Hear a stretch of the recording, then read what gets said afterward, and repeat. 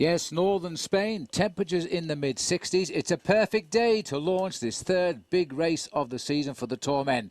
And I'll tell you what, it's going to be a highly competitive one. Hello again, everybody. Welcome back. Here's the old team again. I'm Phil Liggett, joined by Paul Sherwin and by Bob Roll. We're all looking very much forward now to this final big race of the season. Stage race, that is. Paul, take us through the race. Well, it's the shortest of all the three Grand Tours and certainly going to be a very interesting route, starting with a team time trial around Gijón and then moving down the Bay of Biscay towards Santander and then turning inland for the first time to the famous cycling town of Burgos. A short transfer down to Soria and down to then Zaragoza for, of course, a very interesting first individual time trial before the race then heads up towards the Pyrenees. A mountaintop finish at Courtrai and then, of course, at the Pla de Beret before the riders then head into Andorra. A very typical first 10 days of racing before the riders get down to the Mediterranean. A long transfer down to the southern part of the Iberic Peninsula as we go down to Albacete, where on stage 13 the riders have their second individual time trial. They then head inland for a succession of two very difficult mountaintop finishes. I think the most difficult of all will be the summit of Sierra Nevada.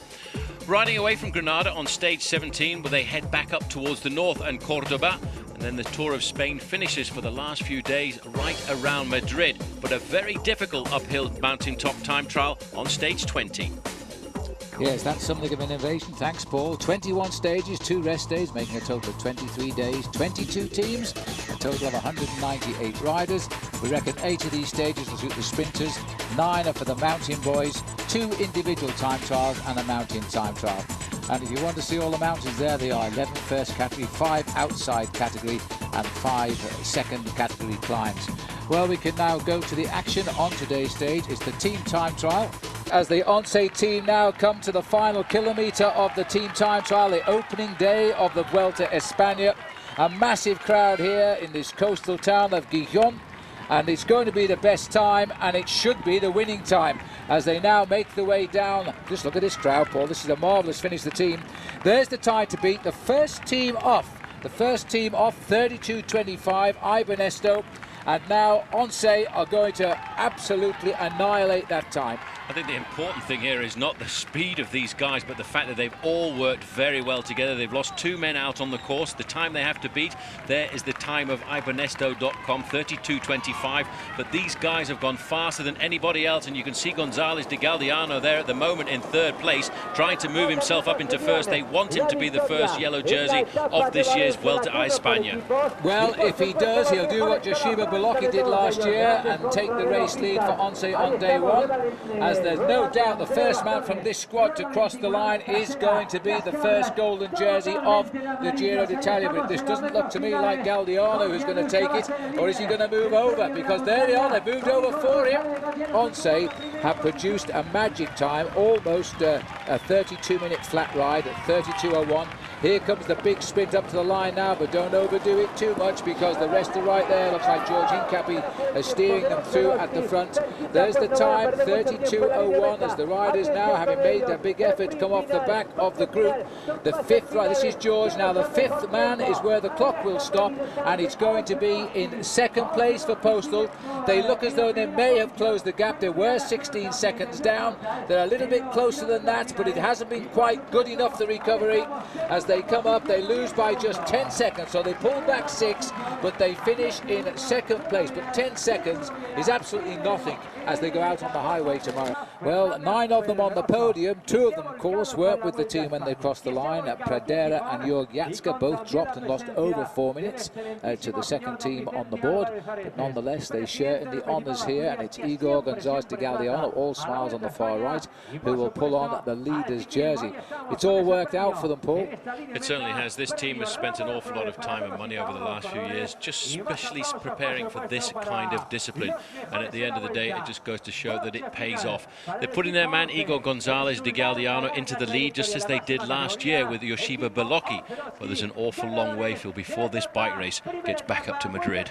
Bob, we'll be surprised, I think, to hear that Ivan Caranta of Saeco, who was dropped early on, has abandoned the Tour already. I can't remember that happening for many years. And in the Relax When Labrada team, by the way, 3 riders who crashed, and we never saw that on television, Santiago Blanco, Jose Maestre, Nico Burgos, apparently finished, but have all gone to hospital and may not start tomorrow. Well, Ivan Quaranta has totally lost the plot of international cycling. He's not a climber, he's a field sprinter, but to be put out of the race just after the first time it pointed up, absolute disaster for Saeco and Ivan Quaranta. All right, well, as we see the Once boys saluting what is quite a large crowd here in Gijón, we can have a look at how the results has worked out today. The first 2 are the same as 1 year ago. Kelme, who finished 3rd last year, dropped to 4th. Benesto, who finished 7th last year, really improved up to 3rd. And the Quick-Step De Vietemont team from Belgium, losing just 48 seconds. And remember that Frank van den Broek, we never know quite what he's going to do when he comes to a bike race, has really got himself in a good mental frame of mind for this year's event. And I think we can expect to see something of him, perhaps when the racing gets out on the highways tomorrow. Well, this man will collect all of the leaders' jerseys. It usually happens on the opening day, especially in a team time trial. This is the one that he will wear tomorrow, of course. It's the golden jersey as the first leader of this year's Vuelta Espana. Last year, it was his teammate, Joshiba Balocchi, who pulled it on after winning the team time trial. They almost made a mistake, I felt, because he just about managed the first place crossing of the line when his front man did slow down. I think he misjudged it just a little bit. It was an awful long way from that final bend in the road towards the finishing line, and I think he felt he had the power to lead out for the last 500 meters. Rather a strange mistake, Bob, but that I think indicates that maybe he's not quite yet at the top of his form in this 3-week bike race. Well, he did an absolutely fabulous effort out there on the roads. He led the team through a lot of the time checks. He was doing a good job, and he's been well rewarded here with the first golden jersey of the bike race.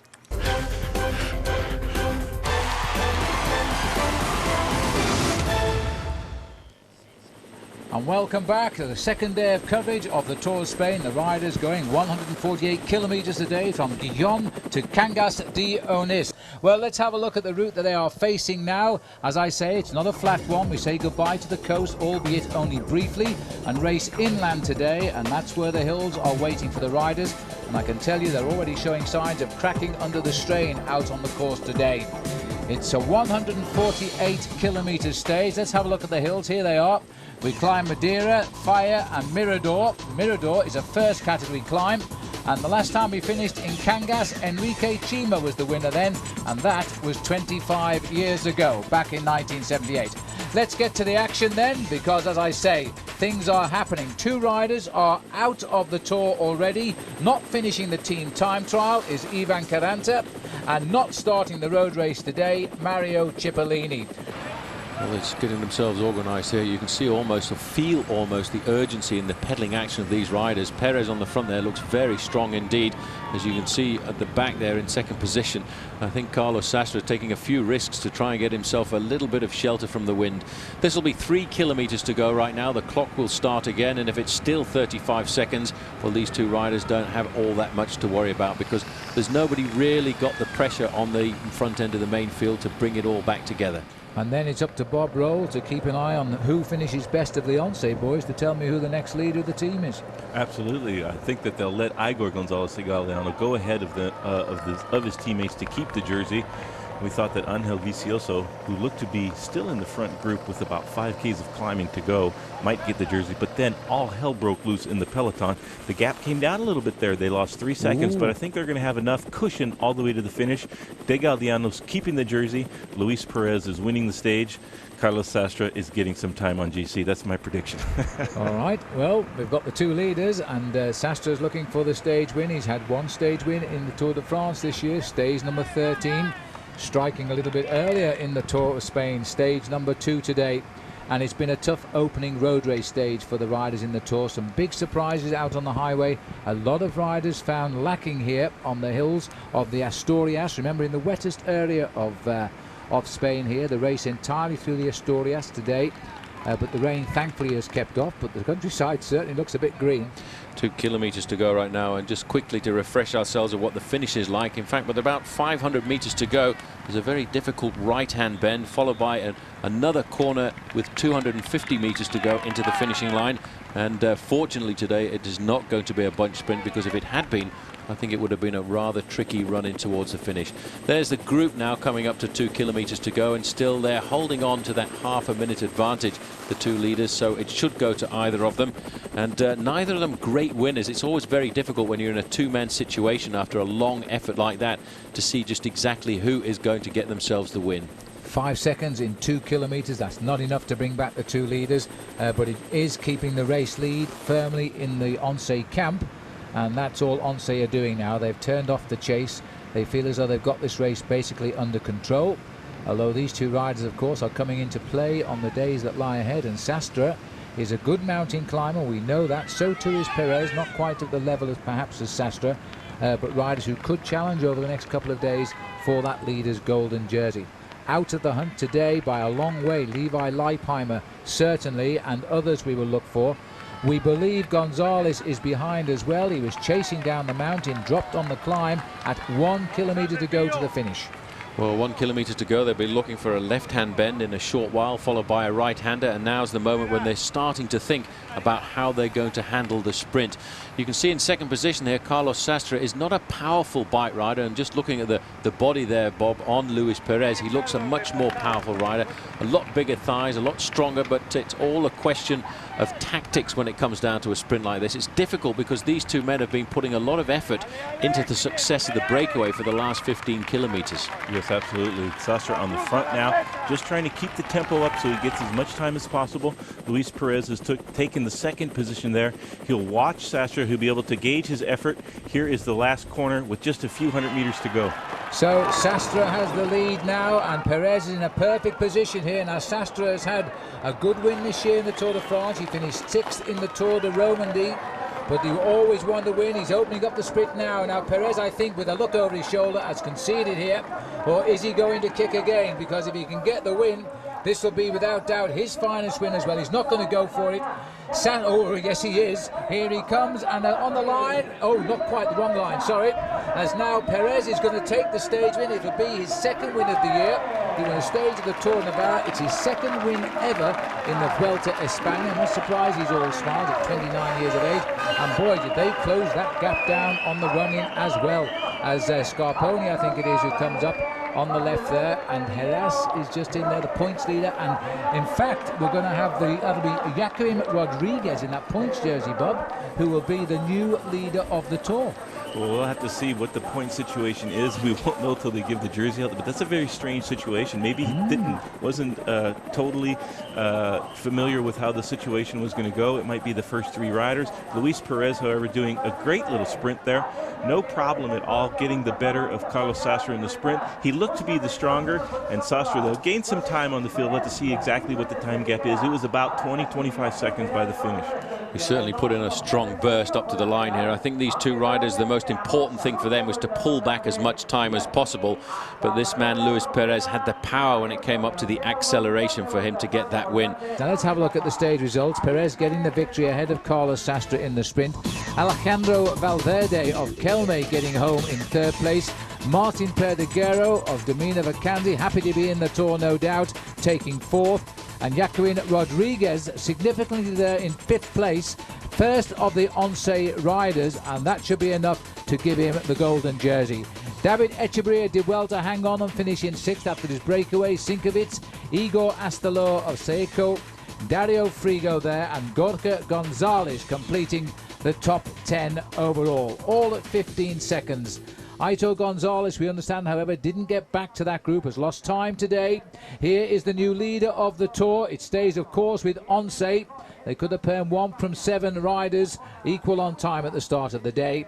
But in fact, this man was the best placed of the team. He crossed the line in 5th place, so Joaquim Rodriguez now leads this race both on points and more significantly on the golden jersey competition.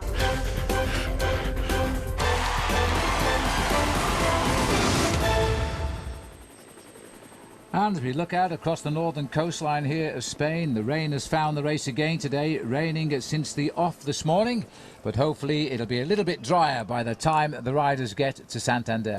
Let's have a look very briefly where we go. It's a 96-mile stage today, 154 kilometres, coming away from the hills of the Asturias as we now head in towards Santander. 35th time we'll have finished at this port on the northern coast of Spain. After the 17th kilometre today, we lost one rider from the Seiko team. There's the situation. We've got 194 left of the 198 who started out on Saturday. Gavazzi is the last rider to abandon, or the first rider of the day for Seiko. And moments ago we also lost David Plaza from Team Bianchi. We've had pictures of him, in fact, sitting in the team car holding his face. He has a very, very severe toothache, and although he struggled into finish yesterday and was in last position, he's gone today as the pain has continued. Well, there you can see there's a big lead out now by the US Postal Service. There is Eric Zabel there in about 7th position, right on the wheel of Alessandro Petacchi. Acceleration now coming from Bianchi, but it's complete chaos. Team men are looking round there to see where their leaders are for the moment, because everybody wants to make sure as they come into the final 3 kilometres right now that their team leaders are not going to get caught out by a split towards the end. Well, if Team Bianchi coming up, I would suspect that is for Fabrizio Guidi. He's always ridden well in this race in the past. But now it looks like Euskaltel is giving it one last go here. They don't have any great sprinters, but they're going to try and do something. Pull back there by Sergei Ivanov in 2nd position in the white jersey of Fassa Bortolo. He's working for his team leader right now, Alessandro Petacchi. It's still all very much together. Everybody is grappling for position, trying to stay at the front end. They don't want to put their noses into the wind too early. And in fact, the Euskaltel Euskadi rider is still holding an advantage of 3 or 4 bike lengths, but he's going to get swept up pretty soon. Oh, just look how wet that road is now. This is Juan Fuentes of Seiko now, has got to the front over Sergei Ivanov, but they've got that train together and they've organised it better than I would have suspected. It looked to me as though Petacchi was backing out of this about 4 kilometres ago, but he's got the train up there now at 2 kilometres to the finish, 2,000 metres. Alessandro Petacchi is now putting himself in a position to win a stage of his 3rd Grand Tour of the year. Only 2 other riders in the world have ever done that, and not since 1958. He has a real chance, but bet your life Eric Zabel will know that, and I'm sure he's locked on his wheel. He's absolutely locked on the wheel of Alessandro Petacchi, who's got 3 or 4 teammates around him right now. But I tell you what, look at that, there's a crash. Yep. Half a dozen riders gone off the road straight in that corner. Well, that was to be expected on that sweeping bend. It looks like it is Verada or possibly not, but it's certainly a Lampre rider down remounted. There's more riders in the bales down below our camera.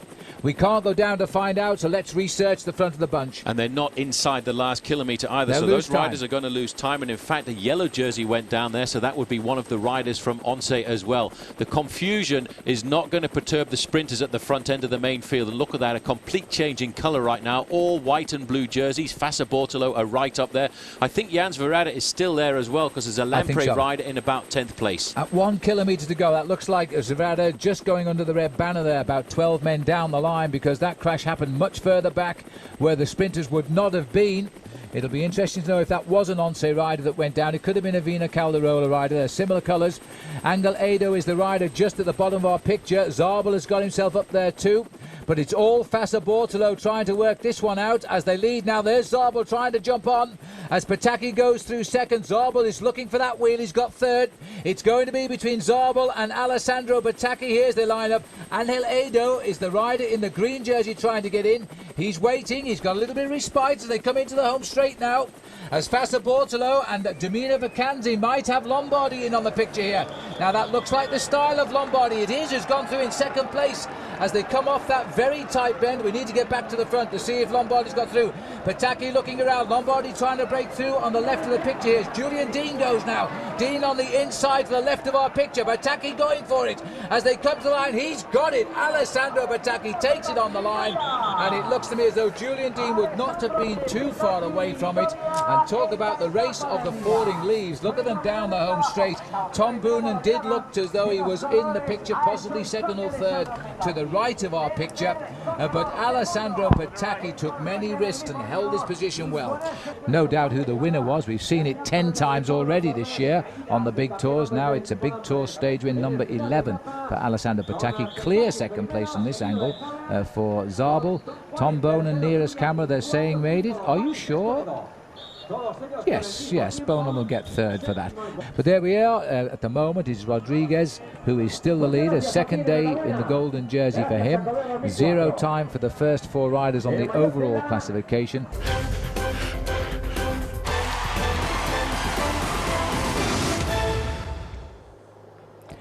This is Santander. Today it's still a little bit stormy here, but the riders now heading on the road to Burgos, where they're hoping that the weather will be a little bit kinder to them than it was at the stage finish yesterday. Paul, bad news overnight. Cadel Evans out with yet another broken collarbone. Very sad news for Cadel Evans. It's the third time this season that he's broken his collarbone, and his first season with Team Telecom, where they were hoping he was going to be as good as he was last year in the Giro d'Italia. But I think for Cadel, the year's over. All right, well, let's have a look at the map for the route today, because I shouldn't think it'll be a sprinter's delight, but you never know. We do have one climb, though, right in the middle. Sadly, it's before our pictures have come to air, so we can't show you that climb. The rider's going from Santander down to Burgos. Once over the first category climb, there's a third category climb to follow, and then the run down to the finish. Massive tailwind. He's probably covering these kilometres about 1 minute and 2 seconds just now. With this tailwind, but he's got 1 kilometre to go. It's 2.5 years, more or less, give or take a month or so, since Unai Echeverria won a professional race. He's now looking for a big result here, and I think he's richly deserved it. He took the gamble a long way out, a little bit further than I imagined. There was a time when they pulled them back to 1 minute. The peloton seemed to be coming back into play. All of a sudden, nobody would do any work. Teammates of the breakaways got to the front, caused problems with the chase, and here's the result. When you've got 2 team riders in the lead group, Bob, your team manager gets very upset if you don't win the day. Yes, absolutely. They would be very upset if they missed out on this really good opportunity to win a stage. Euskaltel Euskadi, one of the smaller Spanish teams, but the most aggressive, the most competitive, and they're going to get a big payoff here by Unai Echeverria winning a stage of the Tour of Spain, the home tour, and so very important to all these Spanish teams on a sponsorship level. This will be a fantastic result for the Euskaltel Euskadi team. Now with 13 minutes to make up, he's not going to take on the race lead here, but he's not going to even give that a second thought. Unai Echeverria of Venezuela, and almost certainly the first ever cyclist from his country to win a stage of the Tour of Spain, is coming down the home straight with all the time in the world now. Zip up the jersey, two-handed salute, 3.5 hours the stage today, and the clock starts now. It won't count up towards 13 minutes though, so he can just bask in the sunshine of, oh dear me, steady on. We've had one crash today, caused out on the road by a motorcycle, and Fabian Jecker falling there. He's on the road. Let's hope he starts tomorrow. This will be the sprint now for second place. Now Gutierrez can pack a punch here, but he's sat at the back, and Echeverria looking now to make it a 1-2 for Euskaltel Euskadi. He certainly is holding on there and looking to make the move around. I think it's Cardenas who is leading it out for the finish. Oh no, it's Isidro Nozal. Nozal is the new leader of the Tour. That is not in dispute. But here comes the pocket dynamo, David Echeverria, who gets a 1-2 for Euskaltel Euskadi on the line. Fabulous result, well worked, great tactics, and I think third place there went also to, I'm not sure who it went to, but it doesn't really matter. Nozal was right there for fourth, I think Nozal got, and that would give him the lead. Now there's a big haul for the line. Now we might see a difference in the results here, because Zabel again mixing, but about 8 or 9 men down. And I don't think we're going to see Pataki bother with this one. It doesn't look as though he's going to take place in the bunch sprint. I hope we get to see the front here. Oh, there they are. As we come up towards the line now, we've got the Fuenlabrada team there trying to get in on the mix. But on the far right, Benoit Joachim is having a little dig. And Ado is coming through on the inside. But through the middle comes Eric Zabel. And the champion of Germany makes it look easy. He'll just kick himself now. It wasn't for first place. The two Echeverrias on the top, they're not brothers of course, they come from different countries, they share the same surname. Echeverria finishing off the sprint for Unai with 44 seconds deficit there for David. Cardenas, another good sprinter, got third. Gutierrez, Van Gulen. In sixth place is the next man in the golden jersey, Isidro Nozal, last of the group. David Echeverria has come up now into second place at 50 seconds, same time as Jaquinet Rodriguez, who was the leader for a couple of days. He holds third. Igor Gonzalez de Galdiano and Marcus Serrano. So the only real change here, apart from the leader, is the new name of Echeverria in second. Further down, Beltran stays there in the best of the rest, as it were, for US Postal, Heras. These two go down just one place because of the arrival of David Echeverria. Osa is there, Aitor. Unai drops behind Mancebo. That completes the top 10. Oscar Sevilla at 1:35 now, but still holding a good position. He was 45 at the start of the day. And Aito Gonzalez, the defending champion, 3:34. Levi Leipheimer just lost another little bit of time on the run-in today. He's now almost 21 minutes behind, which means that Levi now is going to have to change his thinking on this event and use it to get some great legs for next season. There's the new leader. In fact, Rodriguez had hoped he got the lead yesterday because he's a local man where we finished yesterday at Santander, but the good luck for him has come one day later, and the man in yellow, for the golden jersey rather now, is Nozal.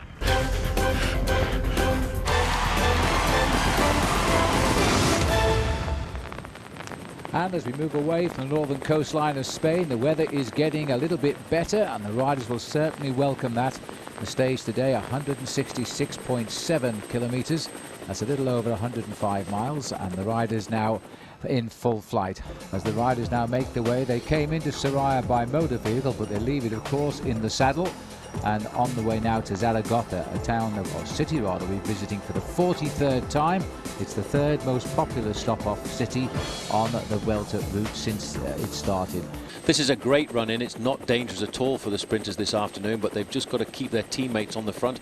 The idea of a lead-out is to keep the pace as high as possible and stop the confusion of lesser riders moving to the front and all of a sudden feeling that they've got a chance in the sprint, as we saw on the opening stage of the Tour de France.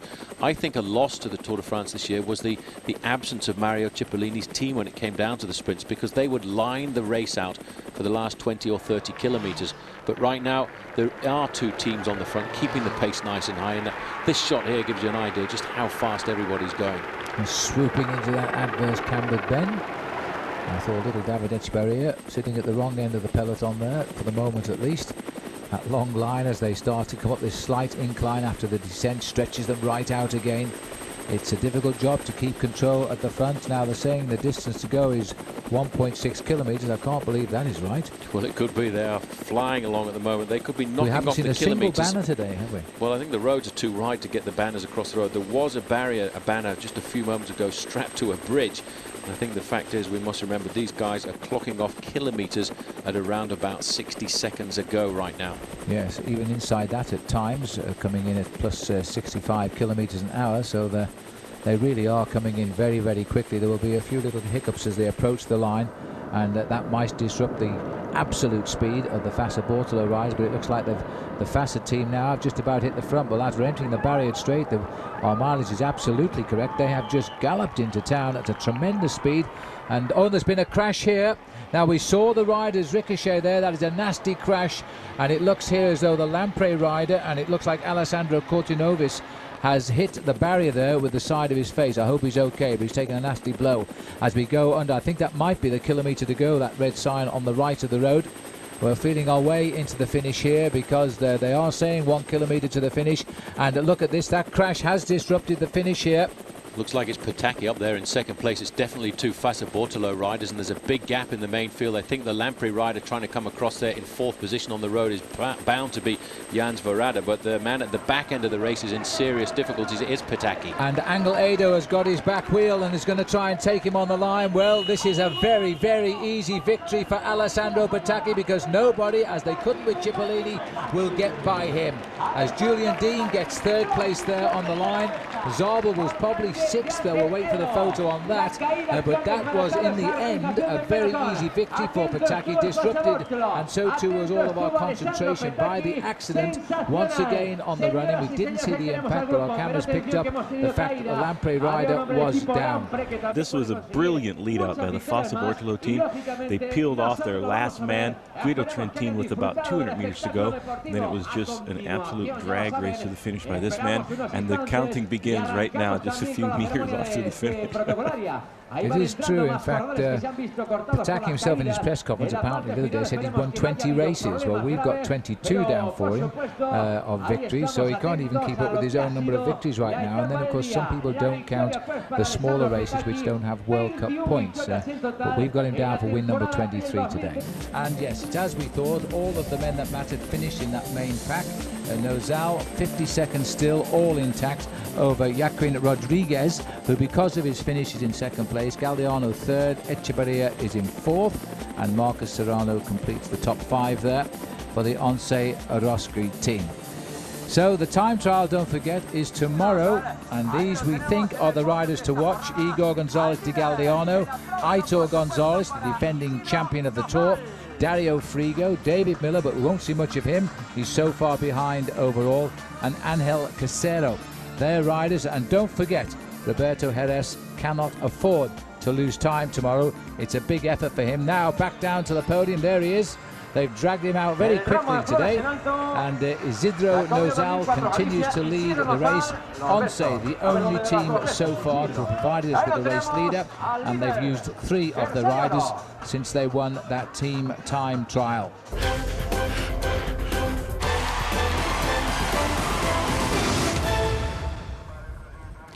And it's a beautiful day in Zaragoza for the time trial, a city which is no stranger indeed for the race situation. Let's have a little look at the overall standings here before we get to all of the action in the time trial. Isidro Nozal here at 50 seconds. David Echeverria, that's the way it's been for a couple of days now. Joaquim Rodriguez, 50 seconds. Igor Gonzalez, he's a man who can ride a good time trial. He's yet to start, of course, today, 50 seconds. And Marcus Serrano in the Once squad, completing there the top 5. Further down, in comes US Postal, second in that time trial almost a week ago now, with Beltran Heras still up there in 6th and 7th. Oza 8th and 9th, Aitor and Unai that is, and Francisco Mancebo, another iBenesto.com rider, in 10th. A look at the notables. Oscar Sevilla fighting back to fitness. He's had a crash in this race, but he's still holding 14th. And of the 2 previous winners, Angel Casero, 39th, and Aitor Gonzalez, both very good time trialists, and we'll look for a result today to move them up a little higher, I think, as we go into the Pyrenees tomorrow on our journey into France. Well, we had a little bit of a shunt in the finishing sprint yesterday, and sadly, the lead-out man for Jan Zerada here, Alessandro Cortinovis, came off the worst. A broken jaw and a fractured cheekbone and a collarbone has left him in hospital and a non-starter today, and we can only wish him well, because that really is a sad way to leave the Tour of Spain. Well, it is, as I say, a beautiful day in the city today. Perfect day for the time trial. We remind ourselves of the route first. As we now stay in the city, we came in from the north west side. We now race right around Zaragoza today, and perfect conditions. There's no challenge as far as the roads are concerned, but just look at this, 72 degrees at the moment, a nice humidity at 53%, lovely blue skies, everything looks royal out there, and a pretty strong wind blowing at 24 miles an hour coming in from that northwest corner. Well, I can tell you that Miller has finished. We're watching his ride very early on. 18th man to start of the field of 188. He's sitting down waiting to see if anybody can match the time. And he's already told us, in fact, that this was one of the hardest time trials he has ever ridden. So he really did put his weight behind it. When he came to the line, 54.54, and that is still the best time. As we look at the standings so far, Alex Zula finished soon after him. He's at 1:41. Bobby Julich still in 3rd place. Vitagliati was an early leader, and Torsten Ekman of the Telecom team. That's the top 5 overall, but look at those big time gaps. Levi Leipai, for example, has lost many minutes to David Miller, which he won't be too concerned with, of course, but I think he's destined to lose a lot of time again today. Last year's winner really put a big effort in here, and is being rewarded with a very, very good time indeed. It's not the winning time, but that is not important at this stage of the Tour. 3rd he's holding at the moment, Aitor Gonzalez. He is not going to get the better of either Miller or Ruska, and he wants to get inside 55.31 to beat Grabsch. So David Miller survived a big name there, but there we are, Aitor Gonzalez in with 55.15. Here is Igor Gonzalez de Galdeano in the start line. He's the favorite to take the yellow jersey now, and if he can do some solid rides in the mountain, we're going to have a real fight all the way to Madrid between him and the other climbing contenders. Well, he lies 4th overall at 50 seconds, Igor Gonzalez de Galdeano, but carries the pressure really of winning this race for Once, the last time this team will race in a major Grand Tour, because it's the end of the line for the sponsorship this season. Rather sadly, it's been a wonderful sponsor within cycling, and so Gonzalez de Galdeano is now underway, and he's got the qualifications to win this race. Frigo is arriving here, and this will put him in 6th place finish if he can hang on, and he can. 55.55. There's the 10 kilometer, and now that is a surprise. 28 seconds quicker Well, that's amazing. That's amazing, but don't forget, we did mention last year this man was the time trial champion of Spain, and it's a 28-second beating of David Miller at this part of the course. He doesn't look comfortable at all, but let's not forget this man has rivaled people like Lance Armstrong at the Tour de France, and he wore, of course, the yellow jersey for a long time last year, and I think right now he's trying to build himself a nice buffer before we go into the mountains. We're absolutely stunned by this. Nozal has gone through, responding to the race leadership of the Vuelta Espana with the best time. He's never looked as though he's been doing that sort of a ride, but the clock says he is. Well, so Roberto Heras, he slipped behind the time of arch rival Angel Casero, and also Alex Zula is recording a better time. There's Michael Barry at 30.19, and I think that's going to be quicker too than Roberto, his teammate, just as they hit about the same time, 30.19.3. So they've gone through pretty much the same, Barry and Heras. So Heras not riding any better or any worse than I think we expected of this young man. He climbs really well, though. This is the man we're interested in, though, the golden jersey of the Vuelta Espana, heading for the time check at 21 kilometers. Rodriguez has gone through, by the way, and he is wallowing in the top 90 riders, starting the day in 3rd place overall. So he's going to be washed away from the leaderboard tonight. He held the lead for 2 days.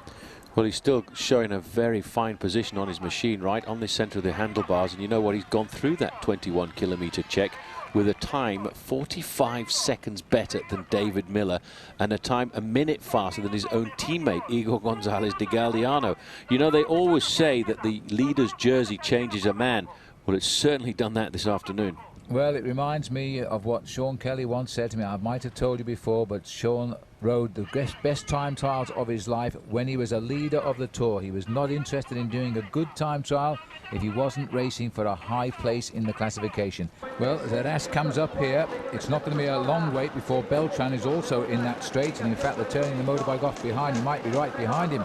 And he is. So Beltran has almost bridged a 2-minute gap here to Roberto Heras, which is going to give him a solid position in the overall. The 2 US postal riders, both Spaniards, and this has been an exceptional ride by Manuel Beltran.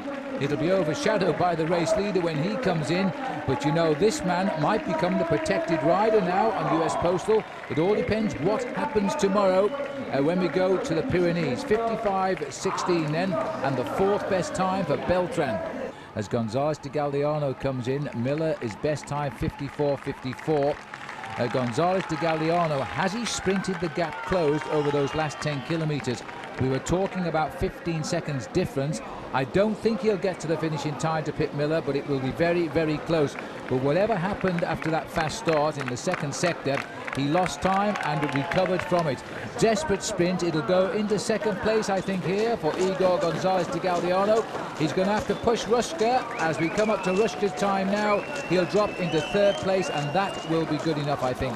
He'll just stay ahead of Aitor Gonzalez, who actually has done a very, very good time here as it's turning out now, and is putting him back in the frame as we go into the mountains. 55.11, 3rd place. I can tell you that time, 55.11, would have won the 40-kilometer British Time Trial Championship in 1965. Just a quick look in the car there. The passenger riding alongside Manolo Sainz was Yoshiba Belocchi, and that's quite remarkable. He crashed out of the Tour de France with that dramatic crash when he was going into a corner being chased by Lance Armstrong. But this is the story of the Tour of Spain this afternoon. It's been the ride of his young life, this, and he's going to come in with about a 53.30 performance, which will give him victory on the day, on the 2nd win of his career, and he will increase his lead in the Vuelta Espana. You cannot have asked more from this rider. On the day when we thought he would see his jersey pass away to a teammate, he has kept it with a vengeance. 53.34. He wins by a minute and 20 seconds. That grimace is very shortly going to be one huge smile. Fabulous performance by Nozal. There's the official result of that. A minute 20 back to the ace time trialist David Miller. But the 2 big names, Gonzalez de Galdeano at 1:37, last year's champion Gonzalez at 1:41. They have performed very well, really, because they should stay the course as we head around the circuit towards Madrid. Still a couple of weeks and a few days away. 2:27, hats off to the boys. That's the official time gap now. 2:42 to Beltran, who has done the ride of his life too in many ways. And Heras good place, Bob, 5th overall, although the gaps are opening at 4:35. He started the day 6th overall, moved up 1 place. That is a solid ride by Roberto Heras, who we've seen light up the field when they're on the very steepest climbs. We have 5 mountaintop finishes to come in the big mountains and 1 climbing time trial before the end. So this bike race is not over by any stretch of the imagination. So he gets his 3rd golden jersey, and this time he might feel safe for a day or two because he has a lead of 2 minutes and 27 seconds. He salutes the crowd, and he won't have time to think of where we are going tomorrow because we are heading up into the Pyrenees.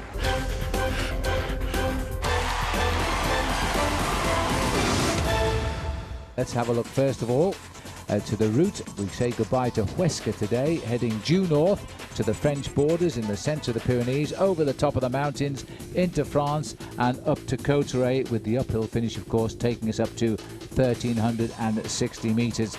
Now, Cauterets not the only climb on this stage of 190, the longest stage of the race.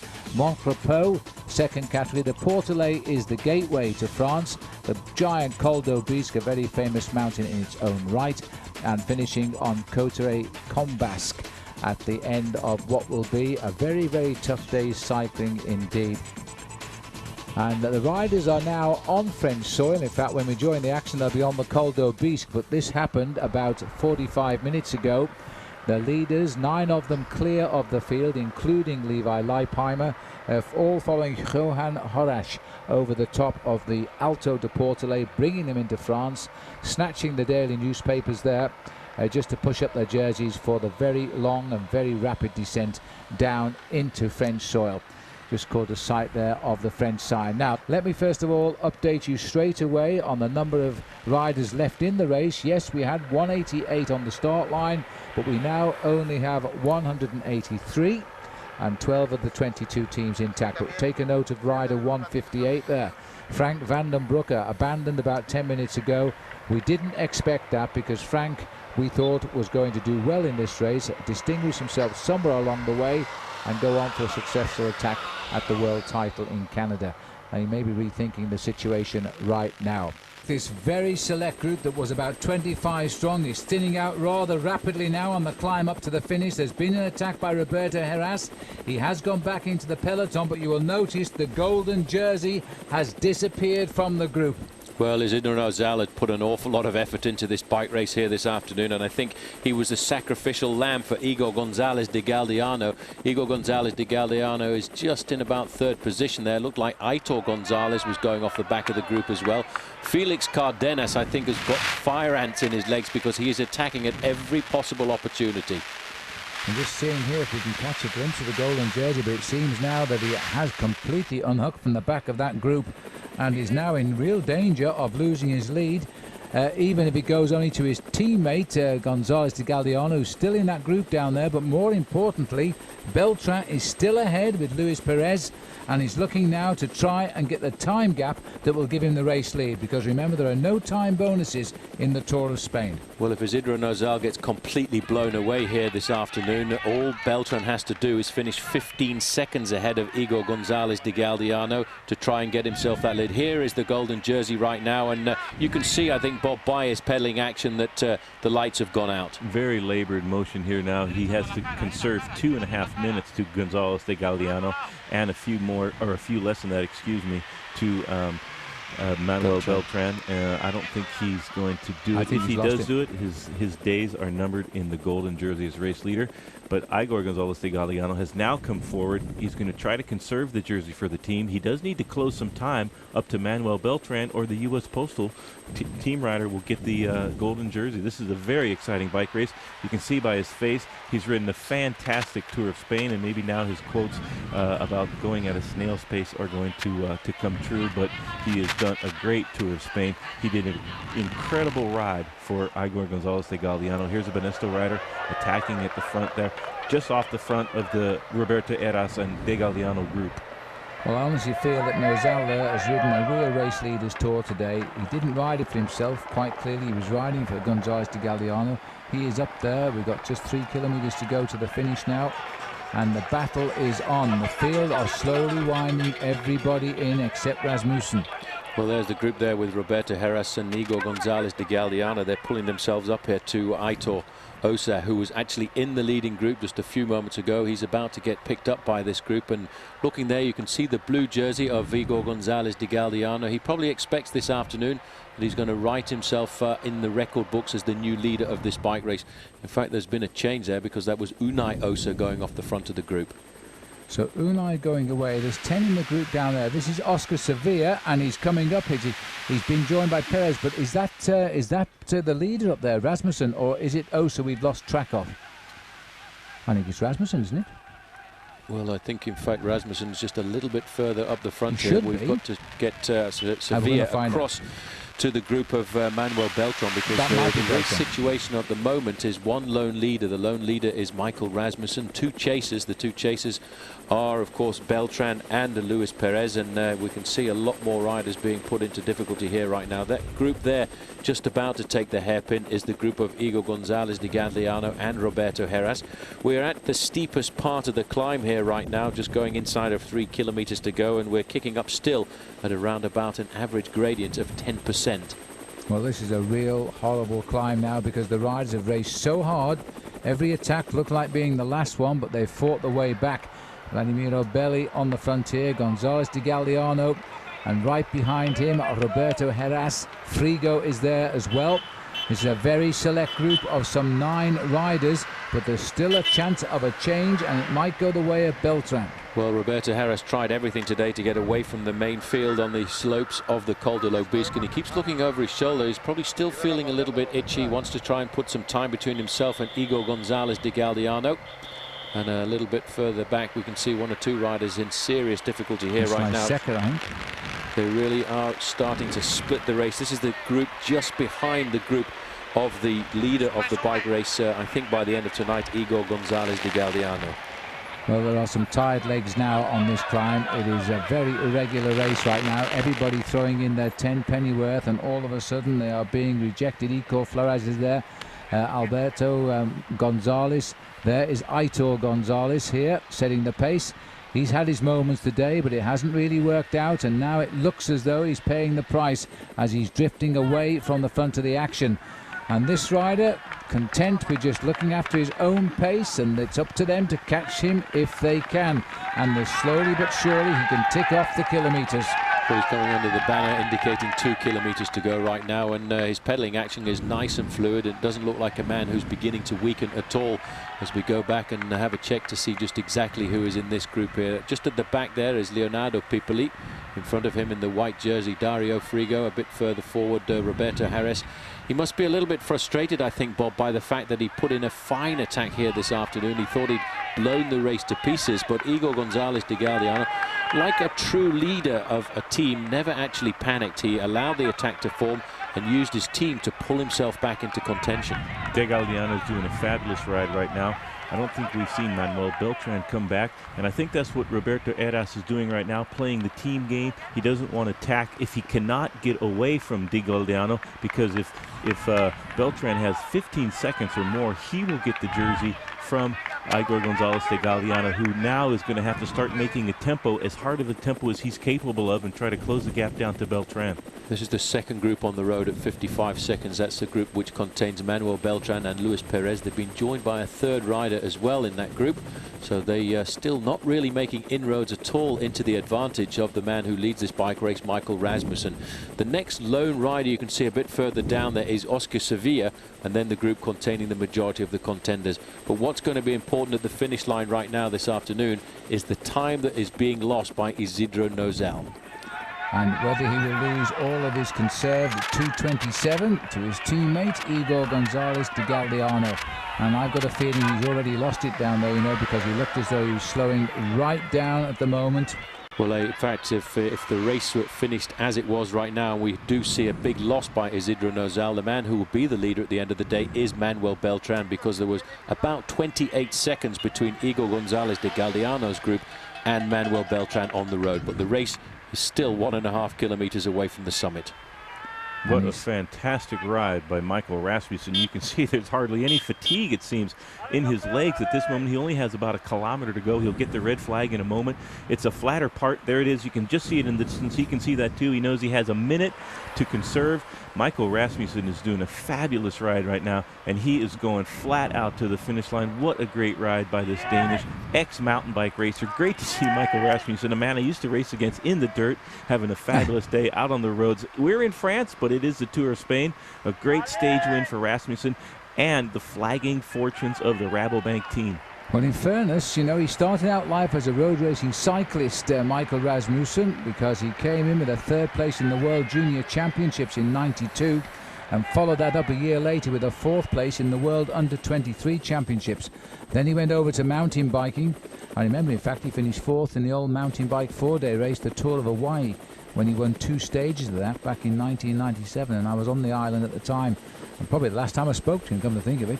And now he's here, back to the road, and he's only won 1 race since he made his comeback to the road, and that was a stage of the Tour of Burgos last year.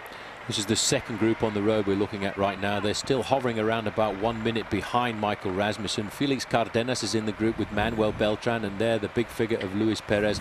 These men right now are changing the overall classification, because if Manuel Beltran can finish 15 seconds ahead of Igor Gonzalez de Galdeano, then he will be the new leader of the bike race at the end of today, because I have a feeling, Bob, that Isidro Nozal is going to lose himself a lot more than the 2.5 minutes he had at the start of the day. But look at this. Well, that's a ripper from Unai Osa. He finally has just scorched away. We've swung very rightly up to the finishing line, though, to welcome the Danish rider. Then the clocks will start when Beltran crosses the line to see if he's got the next golden jersey of this race, and the first time it will have passed to a team other than Once. But this rider, Michael Rasmussen, must feel, he doesn't look it, but he must feel fantastic inside. This has been an outstanding, well-taken victory. What a strong display this has been, with the Spanish police operating on French soil here now. As he comes up towards the line, a good chance to look over his shoulders. It's a victory and a nice wave to the crowd, and this is a serious road race win now for Michael Rasmussen. 29 years of age. Remarkable to see these mountain bikers switching across to the road, and that was certainly a brave move by him. We would have expected Aitor Osa to be the favourite in the 2-man breakaway, but this man has showed us that mountain bikers, Bob, can ride the road very well. This is important right now. Manuel Beltran is chasing there after Cardenas. Cardenas is 2nd on the road.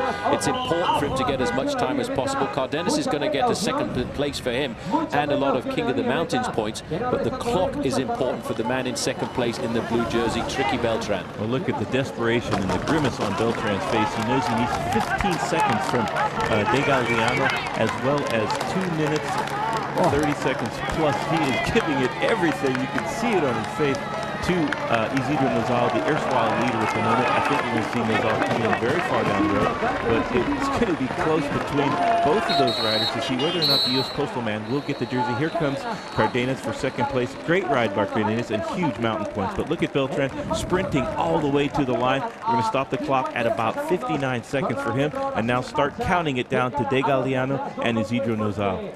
So Beltran at 59 seconds on the clock. Perez comes in now. Now the clock will really start. 15 seconds, that's gone by. As now Frigo comes up towards the line as well. We're looking for the gold jersey, and we're looking for the time of 2:27. Frigo is in as the riders clear the ride. This is the end of this big group now, and the golden jersey not yet in sight, and he won't be, because there's Haras coming in on the left of our picture.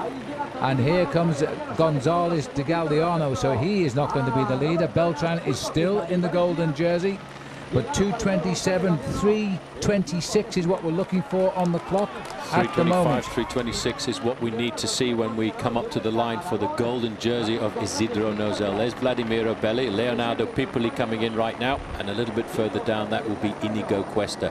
But right now what we're doing is looking at the clock. It's 2 minutes since the leader crossed the finishing line, and Flores coming up towards the line right now, but everybody is looking for the golden jersey, which is on the shoulders right now of Isidro Nozal. It's more than likely, I would say, Phil, going to swap across to Manuel Beltran tonight. 3:25, 3:26, that's what the clock must say. There's no time bonuses in the Vuelta, and it's all down to real time. And these riders now are looking for a new leader of the Tour. We've had 3 already. There's Sevilla come in at 2:30, and he might do it. Here he comes, fighting his way home, and he deserves to do it. He's ridden a wonderful race today.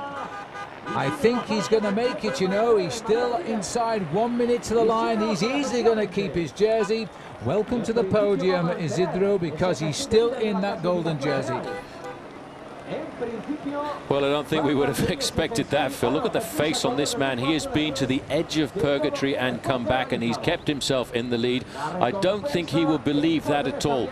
But it's one more day in the golden jersey for that man, Isidro Nozal. So the stage, though, won by the ex-mountain biker Michael Rasmussen, 54 seconds ahead of Felix Cardenas, 58 in front of Manuel Beltran, who almost got the race lead. A minute 10 over Luis Perez, who attacked on all of the climbs today. And Aitor Oza did well to salvage 5th place out of the day. He came in also at a minute and 10 seconds. The mountain biker, 29 years of age, Michael Rasmussen, his 2nd ever road racing win and his best by far here. A stage for him now, and not just a stage in the Tour of Spain, but one of the prestigious mountain stages.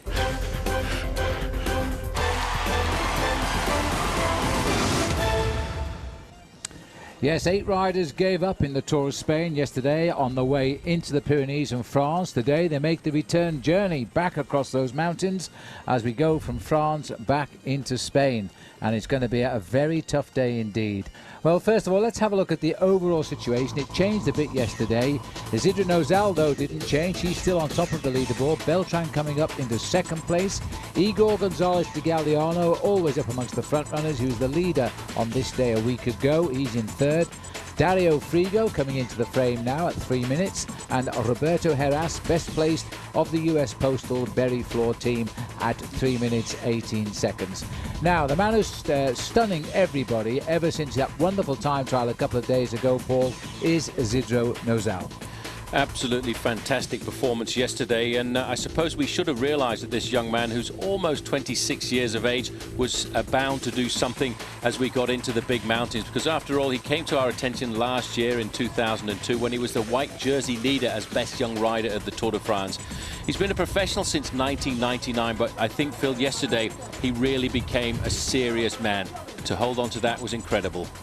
So Nozal is the leader. Who is going to take him on, Bob? It looks as though there's a 2-pronged attack possible from US Postal. They have 2 riders in the top 5. This man, Roberto Heras, Lance Armstrong's #1 lieutenant in the mountains of the Tour de France, and perhaps the most gifted climber of the current generation. Roberto Heras, fabulous climber, has yet to really scintillate in the climbs of the Vuelta, but it's coming soon, I think, the attack from Heras. So Beltran and Heras promising this morning at the sign-in that they would attack again today, as now we can see what is going to happen as these riders will continue. I really think that Beltran is turning out to be possibly the man to beat. He's certainly riding very, very well yesterday. All right, well, we've seen the top 5. Let's have a look a little bit further down. Francisco Mancebo staying there in the top 10. So too Aitor Gonzalez. Alejandro Valverde almost did enough to get the race lead yesterday. In the end, he's come up from 10th into 8th position. The winner yesterday, Michael Rasmussen, comes in now at 9th, and Unai Osa there completing the top 10. Let's have a look at the American riders in the race. Floyd Landis in his 2nd big tour, riding very strongly in the service of his 2 Spanish leaders. He's 57th. Hincapie there as well, and Bobby Julie from Team Telecom. The sprinter Fred Rodriguez. Levi Leipheimer, of the 180 men left in the race now, is 155th and is seeking form for what he hopes will be a good start to next year, the season 2004. Right, well, we've been 1 day into the Pyrenees. We've gone to France. Now we're turning our back on France and going back into Spain for the rest of the day. The Pla de Beret, which is an ore category climb, a special category climb. The stepping stones are the Col d'Espana, the Col de Perosur, the Col de Portillon. It's the Portillon which brings us back into Spain as we then continue up the ore category climb to the finish of the Pla de Beret. There they are, 3 first category climbs, 1 special category. I can tell you a breakaway establishing very early on. They reached the Espana after 2 very fast hours of racing. 9 leaders led over the top by Johan Horrocks. 8 minutes 25 the gap ahead of the main field, and these 9 riders riding pretty consistently on the climb, while the peloton not overdoing it, riding as a big bunch, and only the absolute non-climbers placed in any sort of difficulty. So that was a good ride then for Johan Horrocks. 16 points for him, the Milanese rider. Jouffre riding very well this tour, he was second. Osa and Francisco Lara. So that was the situation on the Aspan. Then we went down the Aspan, we've gone up the Peyresourde. We can now take the action here on the Peyresourde. The gap, Bob, 8:25, it's just about the same. It went out to over 10 minutes, but it's come back now to about the same they had over the top of the Aspan. As we look here at the top of the Col de Peyresourde, taking us to 71 kilometers from the finish. The 9 riders in the lead, just going over the top here. Johan Horrocks is taking his second big win of the day. He won the Col d'Aspan, so he's off in search of that King of the Mountains jersey. And as they begin the descent, we now will await the arrival of the main field. But Paul, Horrocks has got 2 now. He's not far off that race lead.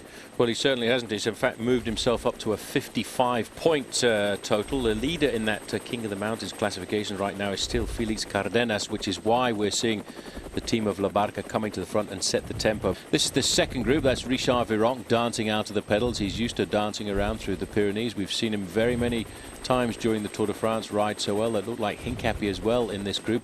This is the second group compared to the main field. The main field are right in front with all of the major stars. There's Eric Zabel looking fairly comfortable in what we would call the gruppetto. But the thing that always amazes me, Bob, about Eric Zabel is he always climbs better than any of the other sprinters. The other sprinters are way down the road now. This group here will probably be able to reintegrate into the front after they go over the top of this climb, the Peyresourde. Just trying to survive to make it in the time limit, so Eric Zabel probably won't have another chance at a stage until Monday when we get out of the mountains. 3 very, very hard days in the Pyrenees. Very fast tempo. There's the clock still running. Remember, over the top has gone Johan Horrocks. 2 big wins for him today, and he's still got 2 more chances to go, because this is a healthy time gap. As we watch the riders go up, I'll quickly give you the full 9 riders in that breakaway. We haven't done that yet. Joseph Jouffre, Relax, Unai Echeverria, Euskaltel, Johan Horrocks, MSS, Francisco Lara from Team Bianchi, Joaquim Rodriguez of Once, Dennis Lungi of Alessio, Eladio Jimenez of Ernesto with his teammate Aitor Osa. Osa, by the way, best placed at 16 minutes 32 seconds, and Constantino Zabaya of Kelme. They are the leaders. They're over the top, and now we're all on the way down to Luchon. We're on the final kilometers now of the climb of the Col du Portillon, and under pressure it's Leonardo Piepuri and Osa who are now attacking on the front and again hurting the peloton. We're not getting too many pictures of the breakaway, but we still have 9 riders as far as we know intact, and they surely now in the last 1.5 kilometers of this climb. Severe in difficulty. Oh, this is a shame, because he's really struggled around this tour. He came in with very few training kilometers because of injury all year, and then he had the bad luck to crash early on. And now, Bob, he's really struggling. He shows his class by just staying with these boys as long as possible, though. He's just a few kilometers from the top of this climb, and if he can stay in contact, he can get back on the descent. He's a great pro. He's had some of the high hopes of Spain on his shoulders for a couple of seasons now, since he won the white jersey as best run young rider in the Tour de France a couple of years ago. Here's a second moto down the road that looks like it might be Aitor Gonzalez, starting to find his legs now. He's taken over from Leonardo Piepoli at the front of the lead group. There's Luis Perez. Michael Rasmussen is having a great Vuelta. Certainly is. See, there's the King of the Mountain, Felix Cardenas, there coming through, and that might be Valverde, the Kelme rider, that's in 8th place overall. And this is a gap right now. We'll see if it looks like Roberto Eras is coming across, but we don't see any of there's De Galdiano trying to make the juncture there, but the pace is on right now at the top of the Portillon. Very tough tempo. Heras taking a quick look back, perhaps looking for Beltran, perhaps looking for Isidro Nozal, the leader so far in the golden jersey, and we haven't seen him in the front. Big tempo now coming from Gonzalez and Luis Perez. Aitor Gonzalez still on the front. It's going to be very hard to follow him if he starts to find his form, and he is not out of this Vuelta a España by any stretch of the imagination. We have a long 53-kilometer flat time trial coming up in a week's time, and if he can stay close in the mountains, he's in the top 10 on GC, he could start to really close that gap, and he's starting to find his legs now. This is a good sign that Aitor Gonzalez is back on form in the Vuelta a Espana. It could not have come at a better time. 4 minutes is gap over Isidro Nozal, but Nozal under pressure today, and because the gap is being forced here and the golden jersey caught off guard. To gain good time over him, they're going to have to try an attack on this climb, because once down here we could drop down to Aubert and then we climb up towards the finish. This is the time to go. It certainly is. It's a turn up for the books for Aitor Gonzalez, who certainly did not look like the man he was last year in the Vuelta a España, but that was a seriously good turn on the front. But look at this, Rasmussen has decided he wants to climb higher than his 9th place in the overall classification. This is a man who started his career as a mountain biker, and look at the damage it's doing at the back end of the group. Well, I'm just wondering where on earth Beltran has gone here, because he is the man he's got to come across in this group, possibly with Heras. Here comes the Banesto tandem as well. They started the trouble. There's little Heras bridging the gap. Is that Beltran just behind him? I think I saw Beltran actually at the back of the tail of this very long group of riders. He's been put under pressure today. He had a very good day yesterday. There's the leader of the King of the Mountains, Felix Cardenas. But right now, the race is really starting to blow to pieces. This is the top of the climb right now for the leaders. Well, that was a quick switch. First time we've seen them on this climb, and they've gone over the top. We've cut to them just too late to see exactly who was causing first place. That's Unai Echeverria there doing a David Echeverria and stretching out his muscles as they start down. But I think Horich was not too far away from being first again there. So the clock will start as they start the climb. But I think the direction quite right here with the cameras watching the action amongst the race leaders on this climb. There is Heras off to the right. He's hooked up. Beltran seems to be in one of those go well one day, not so well the next day moods at the moment. Well, you know, when you put the pressure on somebody's shoulders, as maybe the team manager did yesterday, Johan Brunel, saying that now I feel Beltran can win the Tour, I think he may well have just popped a little bit. There's also another rumour emanating in Spain right now that Once might have discovered a new sponsor for next year as well, and it's good to see that the two big teams might stay around. And this man is also, I think, probably going to take a lot of the pressure off the team Rabobank, who we've heard an awful lot in the press about the fact that the sponsor has not really been very happy with the performances. It's amazing in the sport of professional side, if you put a great performance in towards the end of the season, it can really wipe the slate clean and people forget all the bad times that happened earlier in the year. We're looking at the leaders now. They've just more or less completed the descent of the Col de Portillon, and soon after they came off onto the flatter roads and attacked by Johan Horich, the rider who was first over the top, and it's caused quite a little bit of dismay in the breakaway because he split the leaders at the minute. That's the situation after the climb. Cardenas still the King of the Mountains leader, but Horich now up into second place. He needs 5 points if he can stay away to the finish today, and he'll be the new leader there. Tough call, I think, because we've still got 30-odd kilometres to go. And there, for the first time for a long time today, Paul, we can see the race leader. Isidro Nozal, the revelation yesterday, saved the race for Team Once, and he's still the leader of this bike race in the overall classification. They obviously have decided to have a bit of a truce before they get to the final climb of the day, because everybody's just sitting around looking to see what's going on. And I think, Bob, we are going to have a pretty serious battle, because Isidro Nozal and Igor Gonzalez de Galdeano were put under pressure on that last climb. They both look to be in a lot of trouble on that last climb of the Portillon, and that doesn't bode well for their chances on a very difficult climb to the finish of this bike race. Roberto Heras, for himself, didn't have any trouble matching the accelerations of Michael Rasmussen, and you've got to take our hats off to this man. He is having a great Vuelta a España. He had no trouble at all dropping everybody in the front of the bike race in the main group. They've come together a little bit. Some of the stragglers that were trying to stay in the front caught on the descent, and now there's been, like you said, a bit of a truce. They're just about 3.5 minutes behind the breakaway, which is at this point is starting to break up a little bit. Osa, Jufre, and Rodriguez and Orach were in the front there, but I don't think it's. This is the first category climb of the Portillon, the results of the King of the Mountain. And 16 points for Horach, which means he's just 5 short now of taking the overall lead, but he's got to get points on the last climb of the day. Also there, we're looking at the whole composition of the first 9 riders. They went over the top, 10th place rather, went to Rasmussen at just over 3 minutes, and the front half of the peloton, which has seemed to have called a truce, as Paul has said. It's time out, before they have what we think will be one big showdown today. I think the riders have ridden a very sensible race because they know the big mountains tomorrow are going to hurt into Andorra, and today it's become a very internal battle. The best placed rider in the league group is Aitor Osa at just over 16.5 minutes, and it's unlikely they'll get that now by the finishing line. So the boys here are going to have an in battle, and may the best man take the leader's golden jersey at the finish. Let me quickly update you at the front, because one rider was dropped from the front, Francisco Lara from the Team Bianchi. He's been picked up now by Martinez and Veronk, but they're not closing in on the remaining 8 leaders. So I think they will fight out the finish today, and the in battle continues here. I'm sure we'll have a battle in this group, because certainly it might not be the most difficult climb of the Vuelta a España, but every opportunity of an uphill finish is an opportunity that riders like Roberto Heras and Manuel Beltran have to take. Good move by Sastre. He actually lost a bit of time yesterday on the run-up towards the finish, but he's the first man to start the aggression here in the group that we're looking at the moment, the group of Isidro Nozal and Igor Gonzalez de Galdeano, the Once leaders. Now, as we look down here at a very select group, a lot did come back, of course, on the descent of the Col de Portillon, and one of those was Gonzalez de Galdeano. But they're all in there now, trying to save a little bit of energy for the third heavy day in the Pyrenees tomorrow, and probably the hardest of all 3 days.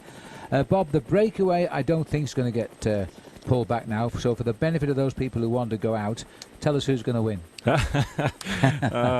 You thought it might be Zavalla. I think Zavalla, he deserves a success, put absolutely. It that way. Yeah. I'm going to have to go with you, Phil, on this Oh, one. no. That's Zavalla's got no chance now. The Benesto riders look very strong as well. From a group of 8 riders who are left, it's difficult to pick a man because they've all been through all kinds of purgatory this afternoon. They're almost certainly going to survive, because in the main field, what Once will try and do is just nullify any attacks to their 2 leaders, Gonzalez de Galdeano and of course Isidro Nozal, who hopes he's going to keep hold of the overall lead for another day. The time gap to the leaders right now, 6.5 minutes, so they're a long way off, with around about 13 kilometers to go to the finishing line. Well, that's the sprint point there down at Saladou, where the sprint was won by Echeverria in the breakaway from Jufra and Jimenez. They're not sprints which really attract any great deal, because there's no time bonuses there. That's the 13k point just there, but we're going back up here to 10k now for the leaders, so that's given us a pretty accurate gap between the leaders and that main chasing bunch. In between, we've got Veronk, Martinez and Francesco Lara, who seems to have found his second win, because he's got into them pretty easily. But they're going to be caught in no man's land now. This is a perfect day for the golden jersey. He's got a 55-second buffer, and here's Lara now. It looks as though Lara is beginning to sag a little bit now with the relentless tempo of the other 2. As Paul has said, this isn't one of the outstanding climbs. I think, what is it, the 3rd time, Paul, that we've finished a stage up here? The 3rd time that we've been here, and I'll tell you one thing, the weather conditions are a lot better than they were when the race came here back in 1991. Because on that occasion it was actually cancelled. But now you can see the attacks are starting to come thick and fast. Echeverria there, the winner a few days ago now, has suddenly cracked there. That is a surprise. And it looks as though we shouldn't have mentioned Constantino Zabaya, Bob, because he's also cracking here under the strain. This is Eladio Jimenez. There's Eladio Jimenez from the Benesto team. 2 riders on that team in the breakaway. Eladio Jimenez as well as Aitor Gonzalez. Yep. Zabaya is fighting back with Denny Lungi on his wheel, but right back up here in the front, if we can get back up to the leaders, we can see who's making the hard tempo. There's Verenk and Martinez. They're a long ways down the mountain, probably a couple of kilometers behind the riders at the front of the bike race. The mountain does level out at the top, so we might have a totally different composition of contenders once we get over the steep slopes in the middle section of the climb. And it'd be like a guy like Denny Lungi, if he can limit his damages and stay close to the climbers on this big mountain, he would have a very good chance to win the sprint, as it does flatten out 2 or 3 kilometers before the finish line. Well, that's Lungi nearest, and just coming off our picture there is Horac rather, and I think that he is Well, he's obviously going to be the new leader of the King of the Mountains now, Paul, wherever he finishes in this breakaway, but I think he might still look at a stage win too. Well, he'll look at that as long as he finishes inside the top 8, and right now he's looking at a top 4 position. He will be the new King of the Mountains leader tonight. But looking at the race composition, the breakaway, which is slimming down to 4 riders, is almost 5 minutes ahead of Richard Virenque. There will be an acceleration in that group there, and my favourite, Denny Lungi, has just been popped off the back there by another acceleration from, in fact, Jon Harac, the man there in the lime green jersey, and he's in fact putting the hammer down pretty hard. He has had one inspired day of riding today. He's done what Richard Virenque has done in the Tour de France in the past. He has conquered all of the mountains in first place. The Espana, the Perosord, and there's another attack from Jimenez there. And Portillon, he's gone over the top 3. Now, here we have Cardenas here now setting the pace. It's all too late. He might crack 1 or 2 riders at the tail of this elite bunch of riders, but there's no way now they're going to bridge 6 minutes and 38 seconds to those men up front. Well, there was a counter-attack there, the blue jersey. That's Luis Perez. He was also a former leader of the King of the Mountains competition. If I was Felix Cardenas right now, I'd just forget about it for today. He's probably going to lose the lead in the King of the Mountains jersey, but tomorrow is another day in the big mountains of the Pyrenees as we head across towards Andorra. Reaction there at the bottom. It looks as if it is Cardenas trying to come across. Yep. Race situation right now. So at the top left-hand corner, you've got Eladio Jimenez, who's the lone leader, has the advantage of having Aitor Oza in the group behind, so they won't chase. Virenque Martinez, they're around about 5 minutes behind, but at the front end of the main field, there's a certain acceleration coming. There is Luis Perez. This is Felix Cardenas. But I think, Bob, the big contenders, they're just going to keep a very close eye on each other now. And I believe that Carlos Sastre is up ahead of Luis Perez and Felix Cardenas.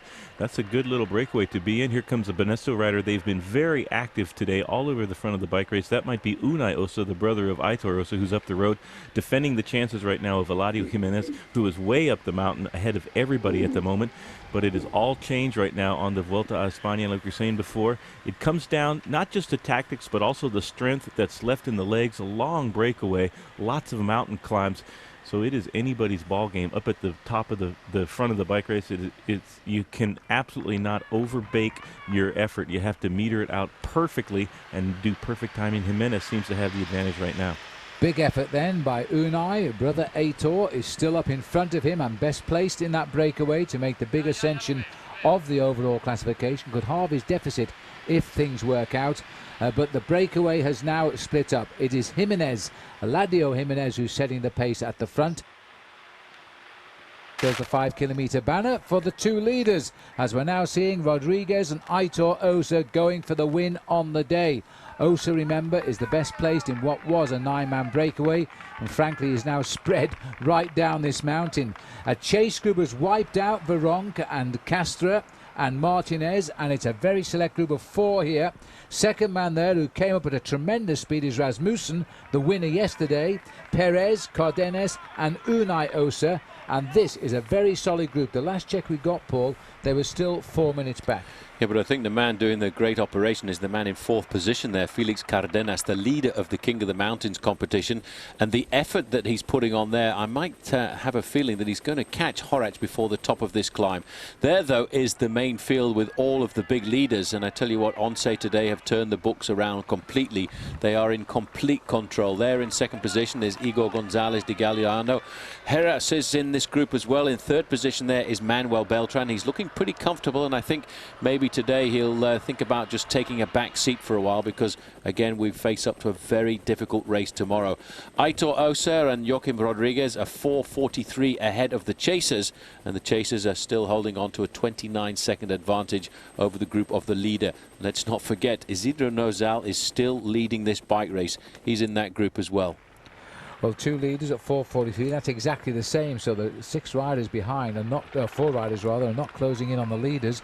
But the golden jersey has closed down 6 seconds on those 4 riders. So they haven't given up yet. It is going to be a dual battle now all of the way to the summit.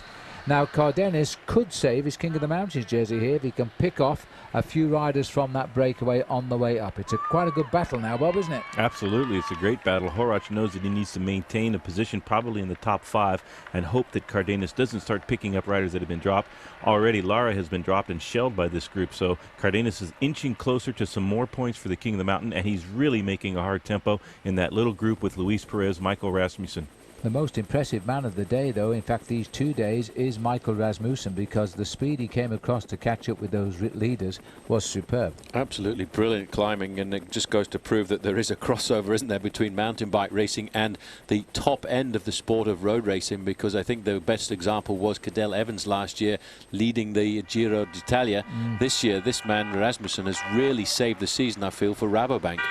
And don't forget the Once team as we go under the next banner here for the 2 leagues. That'll be 6 to go, or 4 hours, 4 kilometres to go. We've seen the 5, haven't we? Osa in the front is going for a higher place on GC. I suspect, though, that the Once rider Rodriguez, already the leader of this race for 2 days. Now, I must confess, Bob, I thought that would have been the last we'd seen of him. Got himself into a move today which has really kept the Once flag flying. Well, he wasn't obliged to work it all throughout this very long breakaway of 9 riders from the very first climb of the day, way back in the Col d'Espana. Because his team is still leading the bike race, he could just sit on the break. He countered the attack of Aitor Osa, and now he's just sitting on Osa. He is in a really good position to win the stage, and that would be a great result for Once. We'll have to see what happens. They are in really, really solid control of this bike race. Back down the mountain, that's Igor Gonzalez de Galeano on the wheel of his teammate from Once, and Isidro Nozal, incredibly, is still in this group, also hanging absolutely tough like a cat on a hot tin roof. He does not want to get shaken out of this group. He needs to conserve 55 seconds from the man just down the line there, Manuel Beltran, if he's going to keep this jersey for another day, and it wouldn't surprise me if he could do it. He looks to be quite comfortable right here in this group, about 10 riders back. A couple of riders actually starting to warm up as the Vuelta continues. Is the man you can just see there in the white jersey, Aitor Gonzalez. He's looked very good over the last couple of days, and in fact I think he's moving up to pick up the pace because he's not too happy with the speed. Well, this is a good move, and Gonzalez has become more prominent. We might see a very good second half to the Vuelta from the man who won it a year ago, and that would give him great confidence because he had a rather flat season. And look at the man on his wheel, Roberto Heras in person. He's moved up. He could see the danger. This, as I said earlier, is the kind of climb that suits Aitor Gonzalez, and he really wants to try and put the hammer down, but I think he's seen that he's not going to get the gap right now, and they're going to relinquish the reins of control back to Team Once in the yellow jerseys. Well, this is going to be the day that the second echelon of climbers have pulled one over on the stars of the Vuelta. There's no doubt about that. They went early, they've stayed away, and they're going to win the day. While the big men who are planning on a victory in Madrid in 2 weeks' time, 2 weeks and 1 day that is, they have watched each other today and they have struggled. Now, is that Oscar Sevilla there trying to bridge back up? Because he's had a real rough day, but this man has applied himself and will not give up. He's coming back, I think. Well, he's trying to get himself back to this group here right now, but as they come around the corner, they're picking up the pace once again to accelerate as they come up to around about 7 kilometres to the finish. The leaders have gone through 4 kilometres to the finish, so certainly the victory on today's stage will either go to Aitor Osa or look at this. This is the man who won the Vuelta a Espana last year. He's got the power for this slightly easier incline, Bob. It's an absolutely vicious acceleration. He's going to have to brake actually for this corner right here, right up on the camera motorcycle there, right in the midst of him. He attacked so hard that it was Roberto Heras barely able to respond, and he has absolutely detonated the Once train at the front. You can see Isidro Nozal trying desperately to close the gap. That was an incredible acceleration by Aitor Gonzalez, back on form after a really hard year so far, but he looked to be very strong on the previous climb, and now you can tell that he's really putting in some time. Roberto Heras there is just right on his wheel in perfect position, looking back to see what kind of damage they've done, and I think that they will see that they've done quite a bit of damage. I think they hurt him there. That was Santos Gonzalez, also got on terms with them, but he's not going to go and help out just now. That's Jose Acevedo there slipping away, caught on the whip end of the attack there. A sensational move by Gonzalez, and I think that has indicated to us that this man is starting to feel like his old self again. This is Beltran in difficulty as well. That was an unbelievable acceleration, and I think what I'd like to see is the position of the golden jersey. I think he's in that group just a little further up. Now this is a surprise because Beltran looked like a solid leader yesterday. There is the golden jersey. This is the man who led the bike race at the start of today, and everybody's being put under serious pressure, and it's going to be a very complicated overall classification to work out here this afternoon. There's Igor Gonzalez de Galdeano put on the defensive.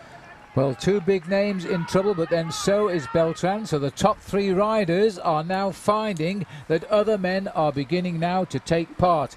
As we look at the mosaic here, with the two leaders in the top left-hand corner are 800 meters now from the line, and Osa has got himself into the back position. This man has tried to rip the main contenders apart. We briefly saw him there, but you can see the golden jersey has rejoined with a struggle, but not in this group is Manuel Beltran. So at the end of this day, Nozal could be doing himself a big favor. But first of all, credit where credit is due, because this is Rodriguez at the front. No doubt normally the better sprinter of the two, but I'm not sure now, because Aitor Osa has got the driving position as they approach the line. There's a slight downhill here as they come up to the line. Osa is going to wait till the last minute. He's the highest placed in the original breakaway, but still 16:32 behind. Rodriguez goes to try and finish it off for a great day for Once yet again here, but I'm not sure now, because Osa is going to have to try and give it his best shot. Rodriguez hasn't won a stage since Paris-Nice. Now he has this year, his second win of the year, and that keeps the Once flag flying. Well, that was a great move by him. Tactically, he was in the strongest position, but seriously, this has been an unbelievable showdown on the slopes of this very difficult mountain. A 20-kilometer climb right now. This is the next group on the road. This is the group of Horac. Horac is in there with Zabaya, and on the right-hand side there is Jouffre from Relax. He's done a great ride this afternoon. But this could be the King of the Mountains jersey for Johan Horac here. It would be great if he could win the sprint for his own benefit. It would give him more points, but we'll see as he comes up towards the line now. As Zabaya has got the lead here, and he is a very good sprinter, and he's got the benefit of the bend.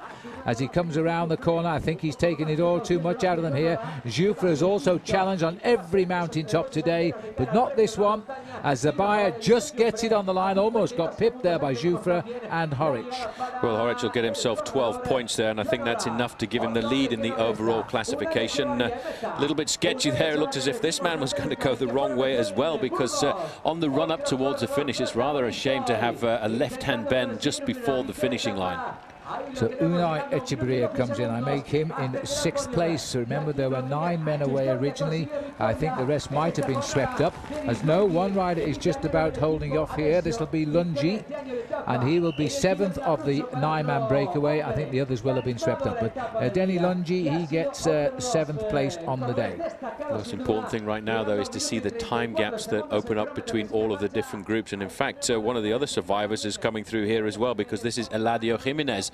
He will hold on just for 8th place. So after that, we should see the arrival coming out of the slopes of this climb of the group containing Luis Perez, and of course the man who leads the overall King of the Mountains at the start of the day, and that was Felix Cardenas. Well, Cardenas has got to be in the mix somewhere as they continue now to run in to the line. This has been quite an amazing battle over the last few kilometers, as the stars of the tour so far have taken themselves on.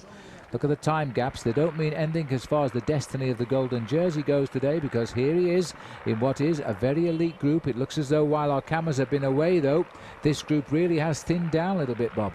Igor Gonzalez de Galdeano tacked on at the back there. It's kind of odd to see Once's best man so far in this Vuelta a Espana doing all the tempo, but they have put some time in between themselves and Manuel Beltran, and so that's why you see Isidro Nozal really making a strong tempo, also to protect the interests of Igor Gonzalez de Galdeano. In this group, also Aitor Gonzalez and Roberto Eras, but we haven't seen Manuel Beltran. Well, there was only 26 seconds between Igor Gonzalez de Galdeano and Manuel Beltran at the start of the day, and I think we might see that gap actually being extended when we come up to the finish line. That would replace the Once riders in 1st and 2nd position. But once again, Isidro Nozal has turned out to be the most stunning domestique. Riders at the Tour de France like Victor Hugo Peña were criticized for wearing the leader's jersey jersey and riding as a domestique for Lance Armstrong. But exactly the same thing is happening here right now. Isidro Nozal doesn't believe that he can win this race overall. This is the sprint now, Phil, for 8th place coming up, and round the corner there, Rasmussen. Yesterday's winner still putting in a tremendous ride here, Michael Rasmussen. He had the best legs to catch this group, and he comes to the line easily. He takes the 9th place finish, I think it is, as they cross the line now. And here comes the golden jersey. Not a big gain. None of the men in front worrying him at all, and he's actually gaining time over his nearest rival Beltran on the day. He's turned yet another day around his way. This man is becoming quite a remarkable bike rider. Even wins the sprint. He even wins the sprint, and he still does not believe in himself. He still thinks that the man who's going to win the race for them is Igor Gonzalez de Galdeano. Here is Beltran right now coming up. He has 26 seconds if he wants to keep himself in second place in the overall classification, and I'm rather surprised to see after his performance yesterday that he was put into difficulty today on what is a slightly easier finishing climb. Well, he's got about 5 seconds now to get to the line, if that calculation proves correct, and it looks to me as though he might well have lost that place now to Igor Gonzalez de Galdeano. It's ticked by just a few seconds. He's fought, he's failed, and he goes down to 3rd place overall. But of course, tomorrow is another vicious day in the mountains. It just shows you how the legs are variable on this final climb today. Some great form by some riders and questionable form by others.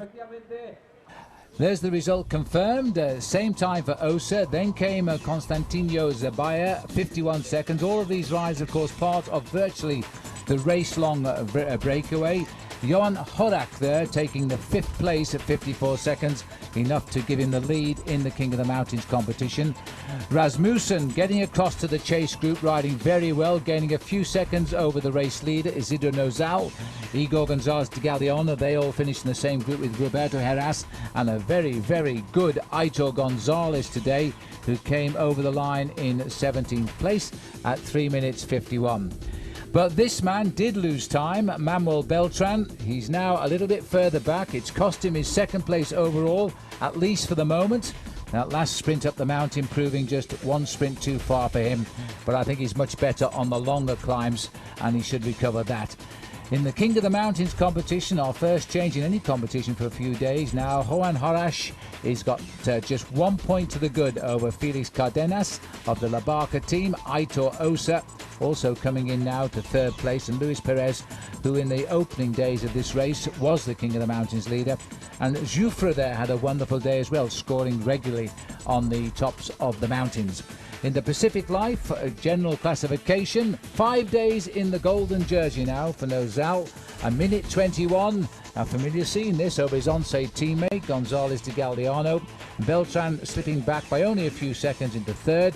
Frigo holding at the same time gap he had this morning, 3:07, and the same for Roberto Heras at 3:18. He is now in 5th place. I think we can look a bit further down. There we are, Francisco Mancebo. None of these riders gaining any time today. Aitor Gonzalez at 4 minutes. Alejandro Valverde is in 8th place. Michael Rasmussen gained a few seconds by that late escape, and he's at 4:04 now, and Unai Osa also creeping in to the top 10 at 4:14. These guys all enjoying the tour at the moment, and tomorrow could do exceptionally well.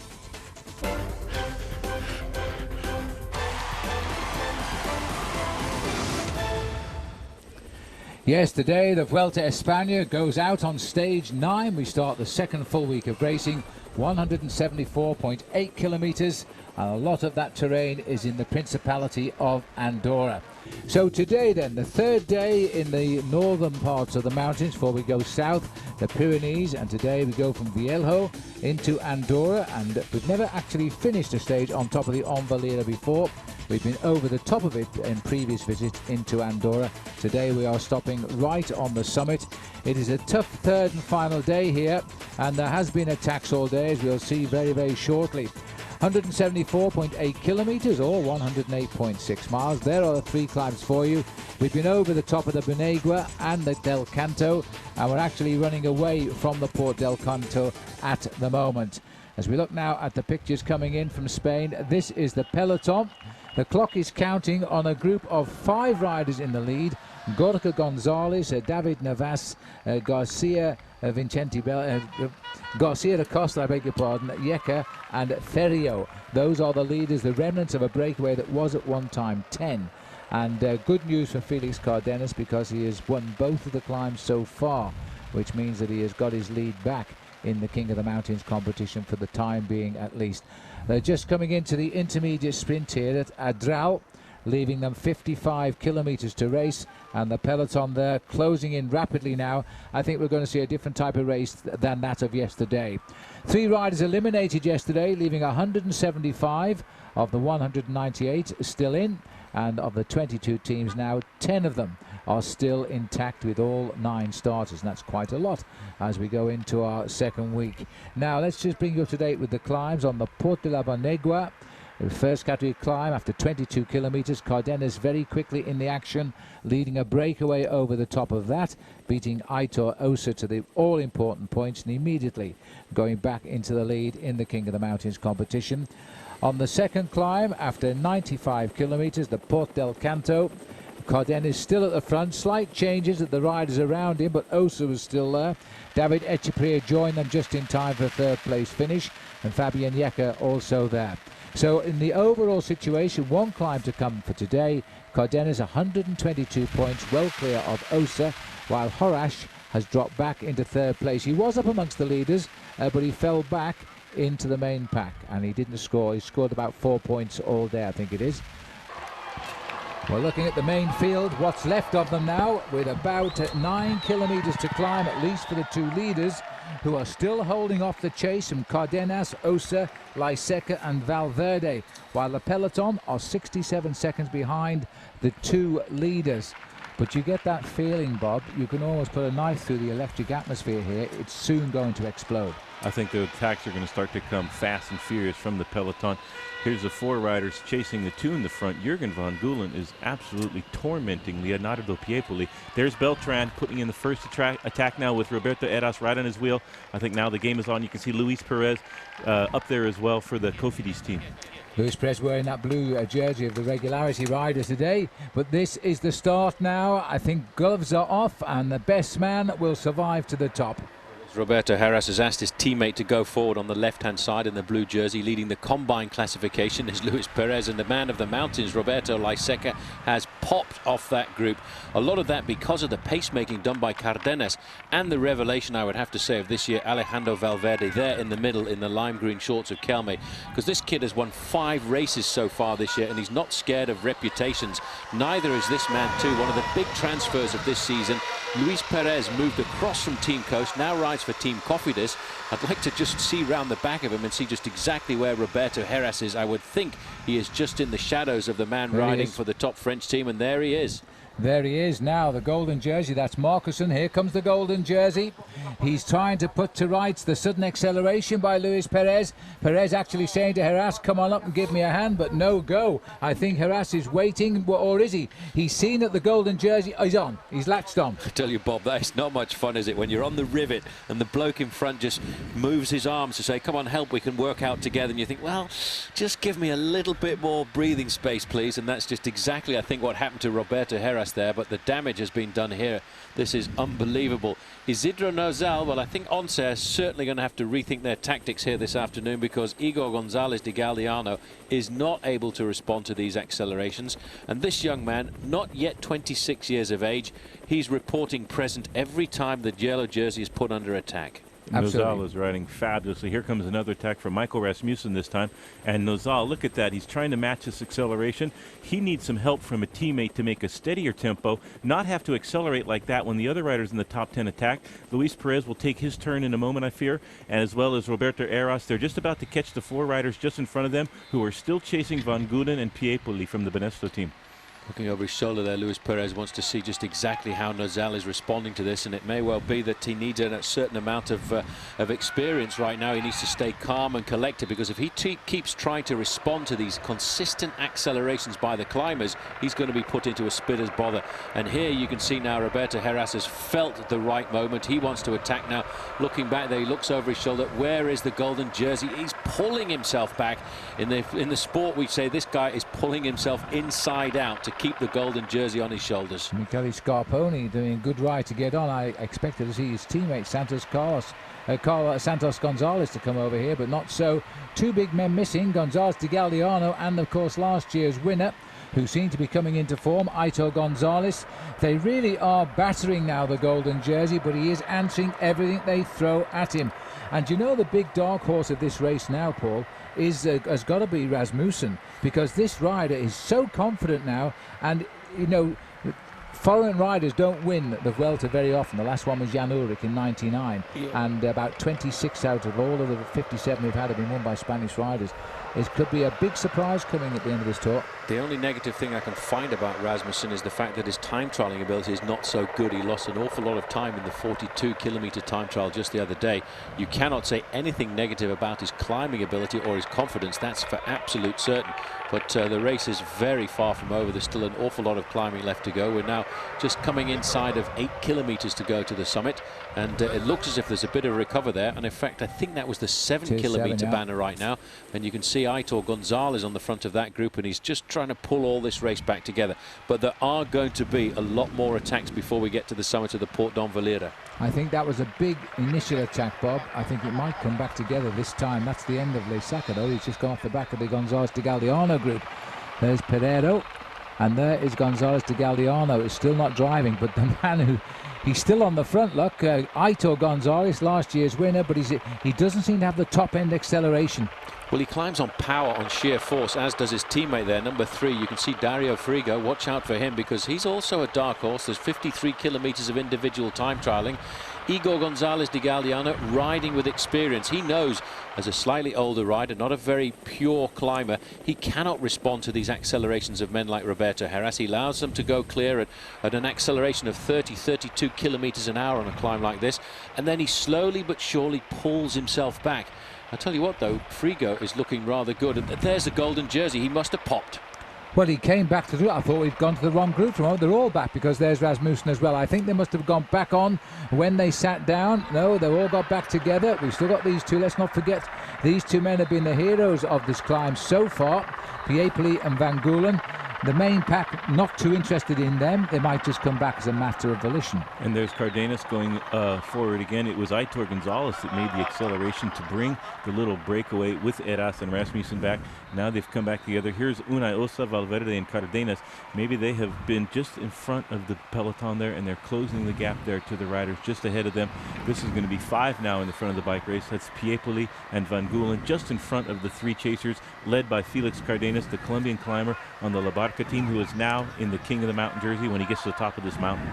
So at 6 kilometers to go, we're going to have 5 leaders. Felix Cardenas has been advertising all day. He wants to win this stage, and he's been playing his cards to effect ever since these last climbs started. There's the leading group now: Unai Ossa, Leonardo Piepoli, Alejandro Valverde, Felix Cardenas and Jürgen Van Geulen. Well, there was a big acceleration from this group from Aitor Gonzalez. You can see him in the white and blue jersey of Fausto Bortolo. Softened the legs up a little bit. Isidro Nozal looking back to see what happened to his team captain, Igor Gonzalez de Galdiano, who has been dropped. Now he's taken over the pacemaking. They too have 4 kilometers to go. Only 17 seconds. That acceleration went down. 10 seconds in just 1 kilometer.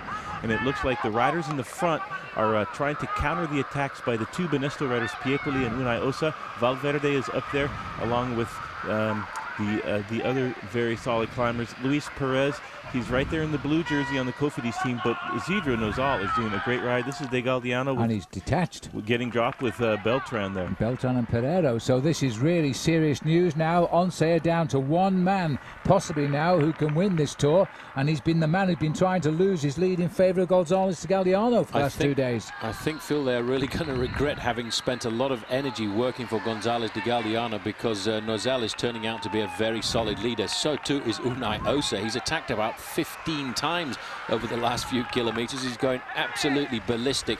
Always there, being marked by Cardenas in the yellow jersey, and of course Alejandro Valverde in the lime green jersey of the Kelme squad. A little bit of slowing down, top right-hand corner there. You can see Roberto Heras. They're looking over their shoulders to see what is happening to Igor Gonzalez de Galdeano. He's in the bottom left there with Manuel Beltran just sitting on his wheel. He'd have to use all of his experience right now to make sure he doesn't lose too much time. But the man closest to him in the overall classification, Manuel Beltran, is right there on his wheel, playing the defending role for US Postal this afternoon because their team leader, Roberto Heras, is just slightly off the front group. Well, there's the attack from Rasmussen. He's waited till he's seen them all look at one another. A terrific acceleration from the right-hand side, while we've got the breakaway on the front left of our pictures.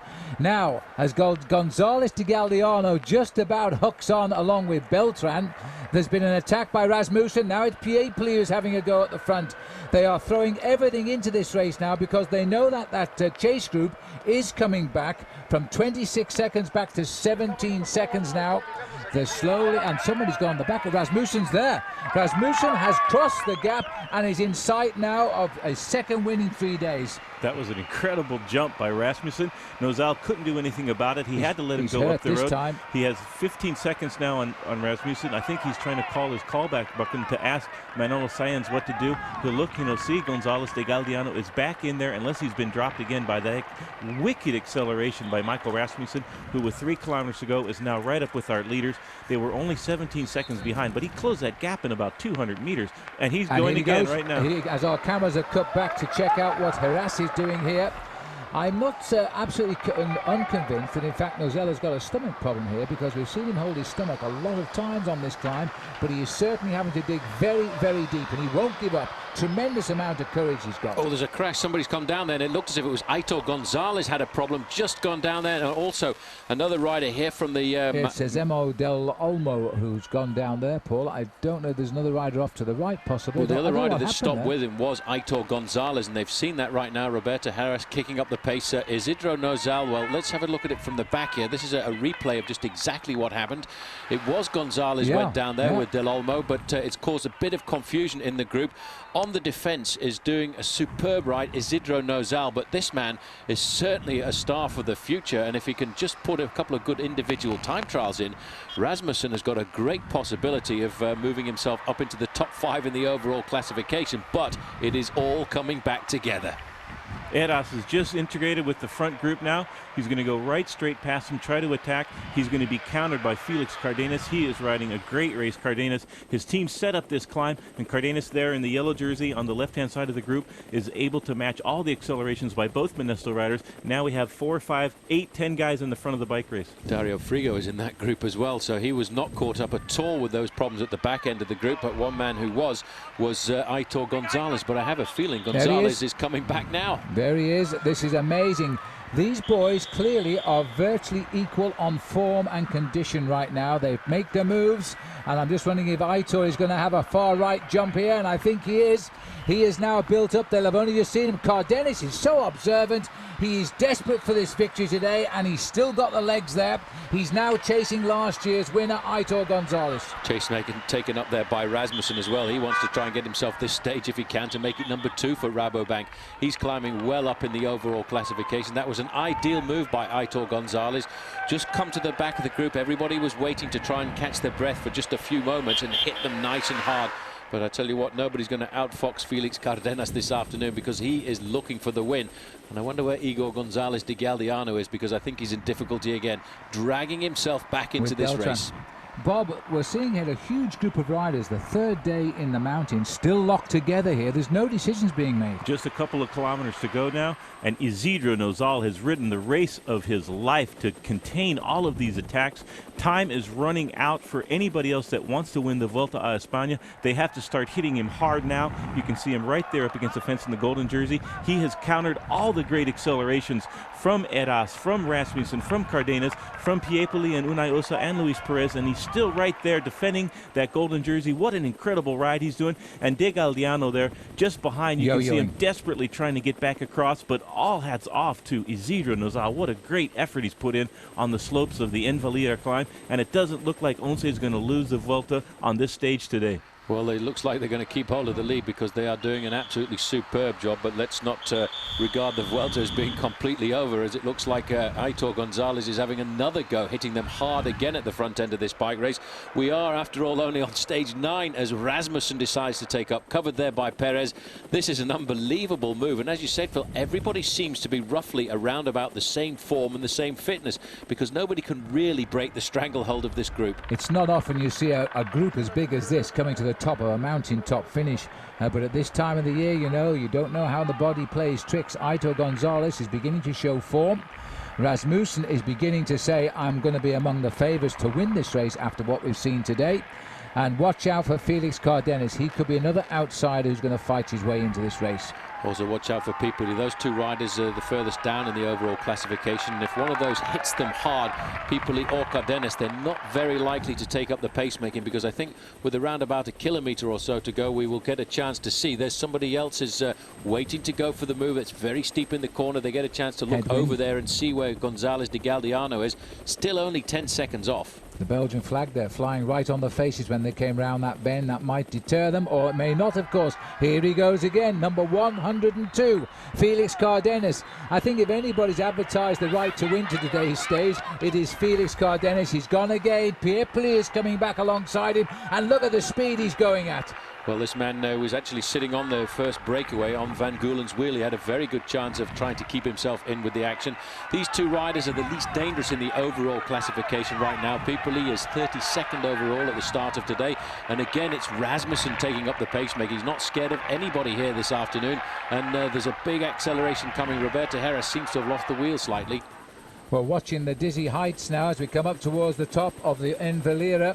It kicks up now towards the finish, and these riders, they come and they go. The elastic stretches, it doesn't snap. Riders fight the way back up when we know there's a big crowd waiting at the top here now.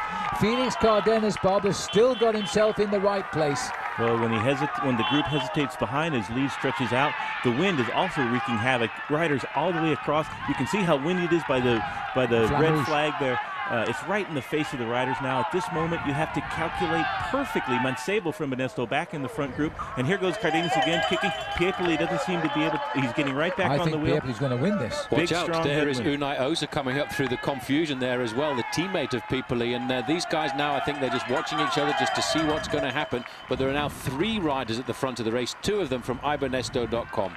A perfect combination. Leonardo Piepoli, judging by his acceleration to catch Cardenas, is feeling very, very good.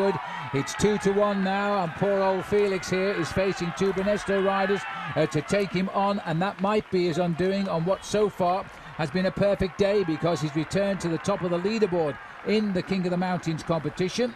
Unai Osa been so close to winning stages this week, and watch out, because here comes more trouble, and this is Alessandro Valverde, and I think he's preparing for an early attack here. He's checking over his shoulder because he has the most to gain of this little group, and he's going to wait as long as he can. 23 years of age, a superb revelation this season. He's leapt across the gap. He's waited to leave all of the top contenders for the overall classification watch each other. It's Rasmussen on the top of that group. They're trying to pull them all back inside of the last kilometre. And once again, Aitor Gonzalez, number 1, last year's winner. He wants to win as well if he can. Aitor Gonzalez trying to reach them now if he can. What an incredible battle this is, and it's not going to decide anything here as Aitor grinds them back up alongside each other. And I would watch out now for Rasmussen, who kicks out of the saddle to hold Aitor. I think he smells blood again, that man from Denmark, the mountain bike king of 1999, as they swing around the corner now, heading into the closing few hundred meters to the line. It is going to be a sprinter's finish on top of the mountain. Cardenas forced onto the lead now, looking over his shoulder. Valverde is the rider in green, but really it's going to be a sprint here, and the man who can turn out the best sprint is going to take the stage as the attack has started on the right now. This looks like Santos is going now as they start to go. Gonzalez, Frigo, he's the big danger now. Here he comes on the outside, and this is the man who's been riding a real dark horse race, but now putting himself in with a terrific chance of winning this. Cardenas refuses to give up. This is almost a slow motion grind to the summit, and I think Dario Frigo is going to win, or is it going to be Valverde? Valverde gets it on the line. He gets valuable time too, a couple of seconds. Frigo is second, and third is Osa, fourth Piepoli. That's and Nozal is in there as well. He's got a little bit of time gain on Roberto Heras, and I think we'll find he's got even more on Beltran and indeed Gonzalez de Galdeano. So this has worked out really a great day for the golden jersey, because here are his nearest rivals and they're both losing time as well. He's actually increased his overall lead. Well, Phil, every day we expected this man to lose since the individual time trial, and he's stayed at the top of the lead, and he's looking every day like a much stronger contender to try and win this bike race overall. Alessandro Valverde, there he is circled, and this is how he won. He was on the back wheel there of Dario Frigo, and I have to say I thought Frigo had done it well here, but his legs just weren't fast enough, because they actually timed this separately by a second clear victory, and so they should have done too for Alessandro Valverde, and that was his 6th win of the season. So he gets victory over Frigo by a second. Bit of a dark horse, Dario Frigo, this year. Unai Osa in 3rd.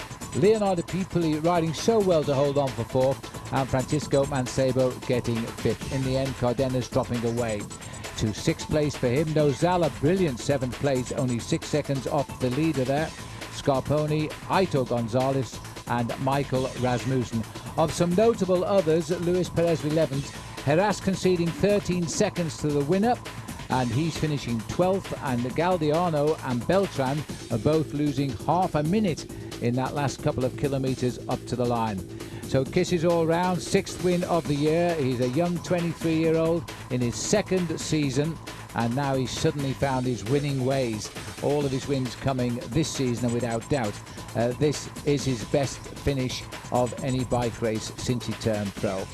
He must have felt pretty good saluting the crowd here.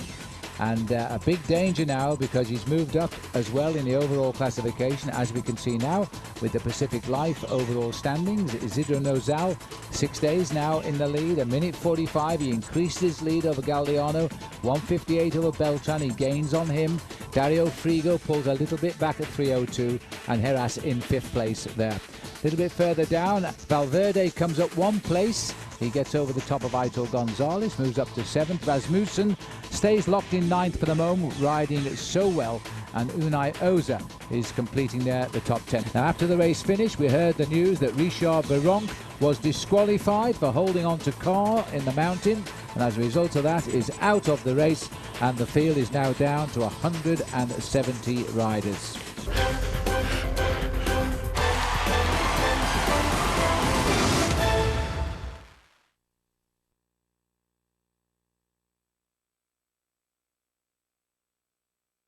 And this time it's goodbye to Andorra, as the riders now move on back onto Spanish soil, where they'll stay for the best part of the 2 weeks now that remain of this year's Vuelta Espana.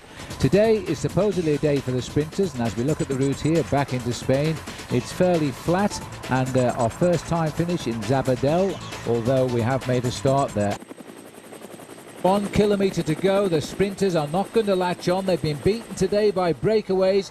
A most unusual way this. Lombardi has opened up the sprint here, and he's trying now to wrap it up. We've got, I think it's Pradera in 2nd place, but it might be Vicioso, judging by the cramped style of the rider. But in any case, the sprinters are still coming, and there's still a lead out going on behind for Alessandro Bertacchi. It's going to be a desperate finish here, as this small group of riders goes round the bend, with Hincapie tagged onto the tail there of Sergei Ivanov as they come into the straight now. Can George get out of that pack somehow and do something? Perez is trying to make the move now. It looks like Angel Vicioso going to the line. Can Once do anything wrong? Maybe they can, because the line's a bit further away. Vicioso has swung away now. Bertacchi has got through. I don't believe this, because they're coming right up on the line now, and Zabel is on his wheel. Is this going to be revenge for Eric Zabel? The best chance he's had. He's through on the inside. Eric Zabel is getting the line. He's got the victory. That was superb. And Eric, well, if you're going to make a comeback, that's the way to do it. He's a fabulous win. Great bike rider. He's always consistent, and I think we said about 30 kilometres to go. If he was going to win this bike race, he would wait for the lead out to come from Alessandro Bertacchi and wait to see if Bertacchi could make the error. That was such a confusing sprint for all of the sprinters, catching a breakaway group like that inside of 500 metres to go. You see, Bertacchi didn't have his lead out man there. He had to go for a very long sprint. There there, right on his wheel was Eric Zabel. The long lead out by Pataki faltered a little bit towards the end. You make one mistake and Mr. Eric Zabel is right there. There it is, 4 hours, 10 minutes and 51 for what was over 120 miles of racing today. Pataki just behind him. They gave Guidi the same time, and Freddy Rodriguez. Tom Bonan was the rider who came into the frame near the end in 5th place. He's beginning to become a very good sprinter because all of them had to work very hard to be in at the kill today. Here's the golden jersey, and for 7 days now, Isidro Nozal, in the early part of his leadership, we were commentating about when he would lose it. We're not going to fall into that trap again, I can assure you, because this man has shown all the strength of a true champion when he's been put under the hammer.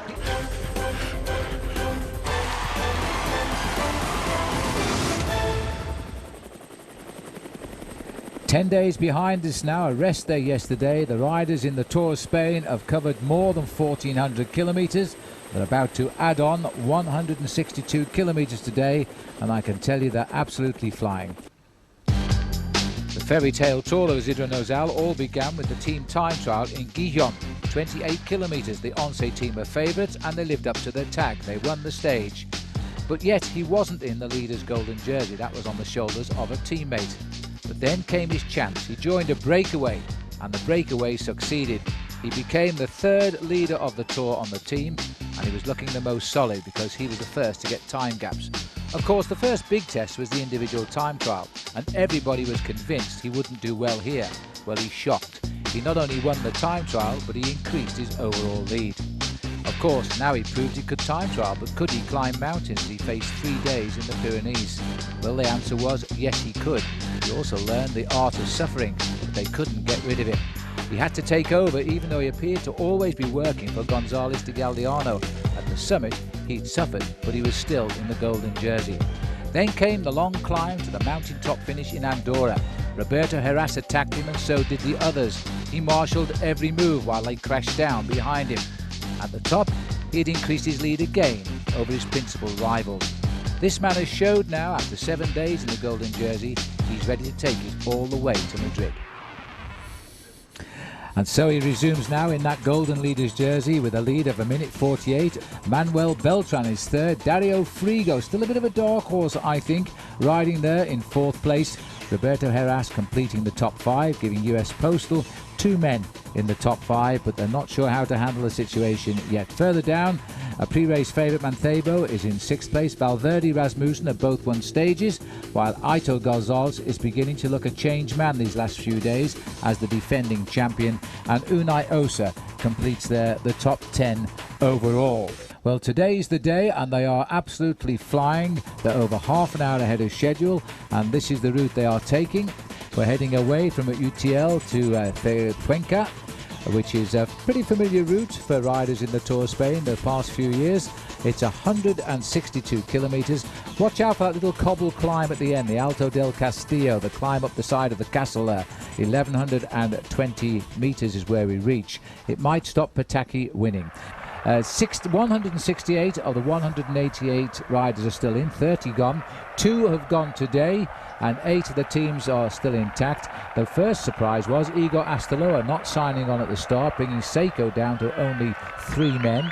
Jose Gomez, he's the second retirement on La Barca dos Caf's back team, so they've lost 2 men now as well. So as we look now at these riders here trying to bridge the gap, terrific work being done by Telecom in the service of their leader. They've still got to sort out these 2 who are flying down this hill, Bob, leaving some skin on the barriers almost there. Absolutely. Echevarria he's taking every chance possible, using the whole road all the way to the barrier there. Santos González did well to stay on his wheel going through that corner. They're just right in front of the Telecom team. When you have a rider of the quality of Eric Zabel on your team, you can do incredible things as a domestique on the front of the peloton. You can close gaps before the finish line. You know that your man stands a great chance to win. 2 kilometers to go.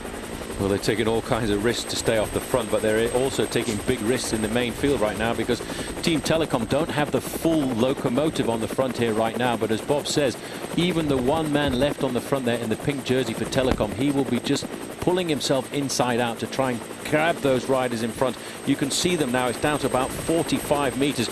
Oh, and this is a dodgy little corner, and most of the front end of the main field have got round there safely. But the man from Telecom, I think he's just popped and he's sliding down. He's going to look to see the position of Eric Zabel. Zabel may well find this a very complicated sprint. Echevarria's got about 20 meters advantage there over Santos Gonzalez. And the main field is not really very far behind. Desperate, looking for the red flag. Have they timed the catch to their absolute perfection yet again, the Prof Peloton? Because Echevarria is now so excited he's even left Santos Gonzalez, who refuses to be left. He's fighting his way back, Bob. He needs that wheel if he's going to have a chance to win this bike race. Santos Gonzalez needs to drop him because he's a time trialist. He's not a sprinter. Echevarria needs to get on that wheel, and they need to work together. 1 kilometer to go. This is a dogfight. Let's see where the peloton is. They're going to come into view in just a moment. Big effort, though. Great descent by Echevarria. Santos Gonzalez did well. Now Echevarria has got to use his patience. You cannot make a mistake. Let Santos Gonzalez lead it out, and then hopefully you come around before the peloton catches you. We are into the last 600 meters or so. It is desperate, but there is a possibility. It's ruined all the tactics here of the riders in front. They've got to go, and they're going to be swept up as they come to the run-in, because Echevarria is still seeking wheels to follow, and it's too late. He's got to make the move because they've got him and they've tagged on to the back. And also I think, you know, there is Alessandro Patacchi here as they start to head down towards the finish now. Zabel is in, looking out, can't see him at the moment. Over to the right of our picture, Eric Zabel, as they try now to launch the attack to the finish. Zabel is going to be, George Hincapie's mixing it too, as they wait for the move, and Echevarria has tried again. Zabel is through the middle. They've all opened up for the big sprinter from Germany. You won't believe this, as Van Gulen tries to take him on, but as he comes to the line, an extra kick by Zabel is required, and it's going to go to the photo, and I think it's probably Van Gulen there who was right on the line. It could have been Tom Bonen. He's tall enough to have been Tom Bonen, and if it was Tom Bonen, I would put my bet he might have taken it on the line, Paul, but it was extremely tight in the end. Here we go. Let's have a look now. Zabel may have just burst out too soon, but did he? Here comes the rider from Quick Step, big enough to be Tom Bonen. Zabel has won it. Zabel has taken win number 2. He's a great bike rider, Eric Zabel. He's a tough competitor. He will fight through any kind of gap. He saw what was happening in the last 200 or 300 meters there, and he saw just exactly what he had to do. He could feel the pressure of everybody coming up through the outside, and he went for a very long sprint.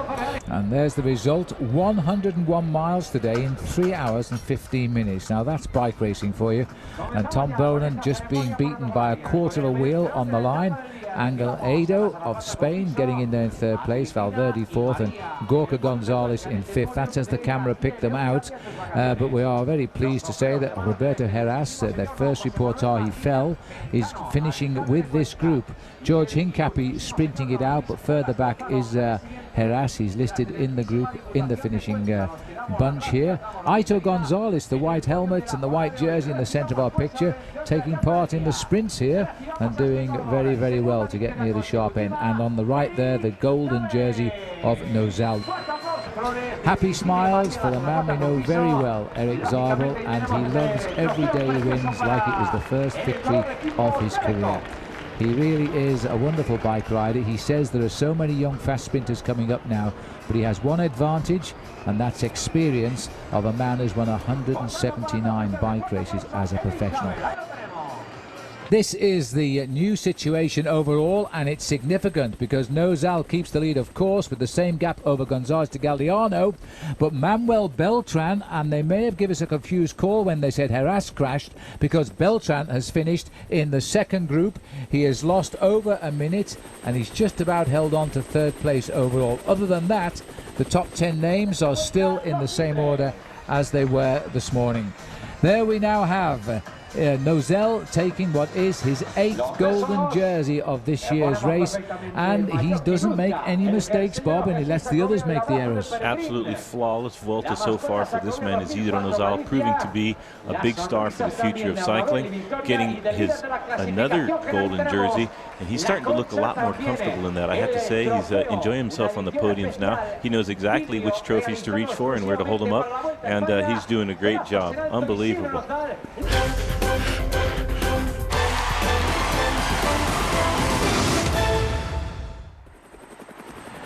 And onward we go, stage 12 today in the Vuelta Espana. We move a little bit further south from Cuenca down to Albacete. 169 kilometres the stage. Is pretty flat after the initial beginning, and we run downhill. It's the hometown too, by the way, of Oscar Sevilla, and I'm sure all his fans will be there. Let's have a look now at where we're off to today. We went north yesterday. The wind's coming from the northeast quarter, tail to cross as we head south now from Cuenca down to Albacete. We've had the small climb. It was after only 11 kilometres today at Tordiga, and the riders now running pretty much on flat roads, and they're going to have to be very careful of the crosswinds. 168 on the start line today, 30 now gone since we started 13 days ago at Quillon, and 8. Quite a lot, I think. 8 of the 22 teams still carrying all 9 riders towards the finish.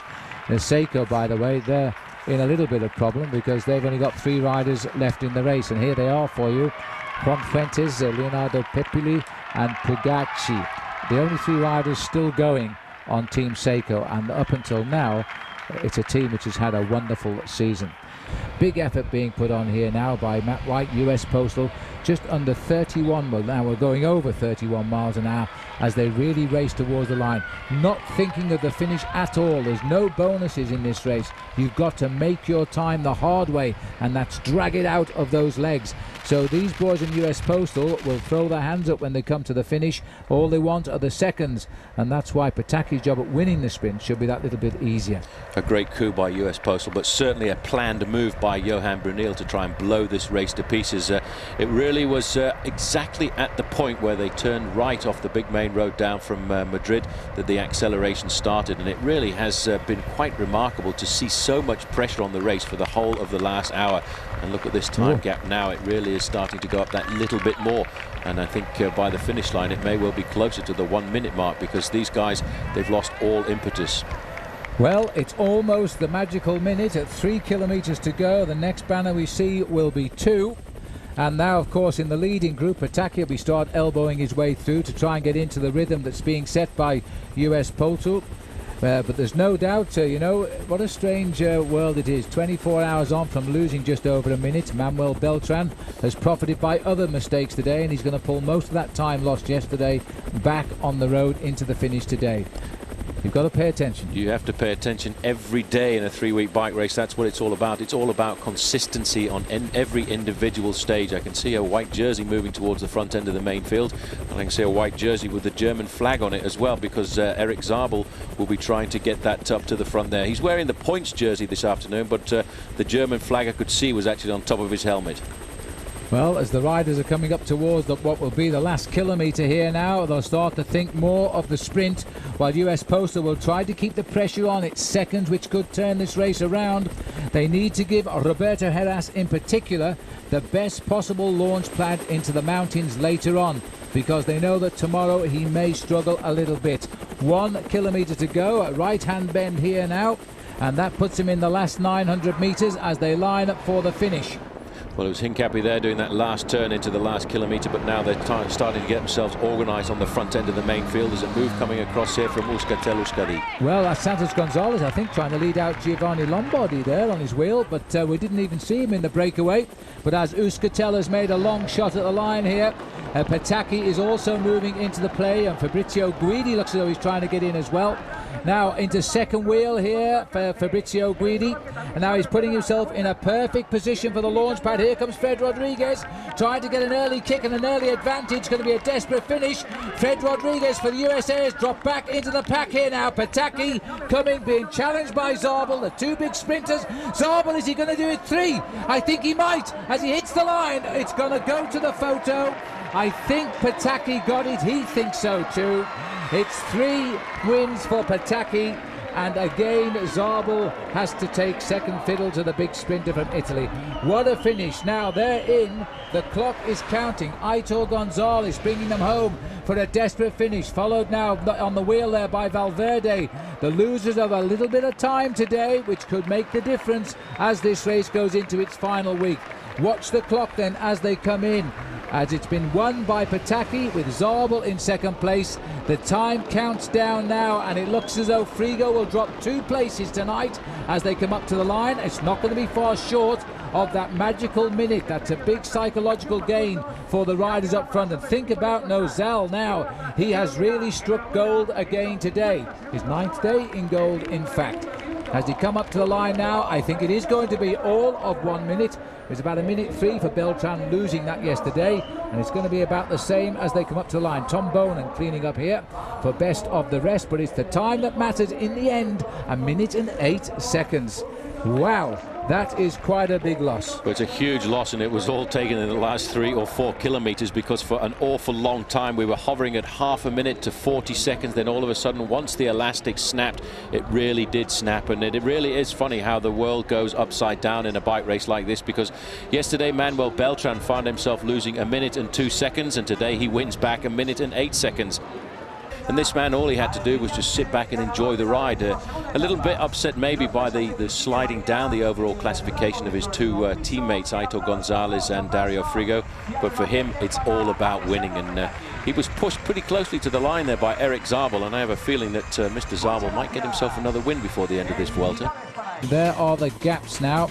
And if you're not less than 4 minutes behind, then you're off the top 5 leaderboard. Beltran stays at 3:03, Heras at 3:05, Mancebo up as well to 3:40. He's come out of the top 10 and moving up very nicely. Further back, Rasmussen is now up at 4:04. Dario Frigo down to 4:13, and now Valverde has gone back to 5:05. Aitor Gonzalez there at 5:08.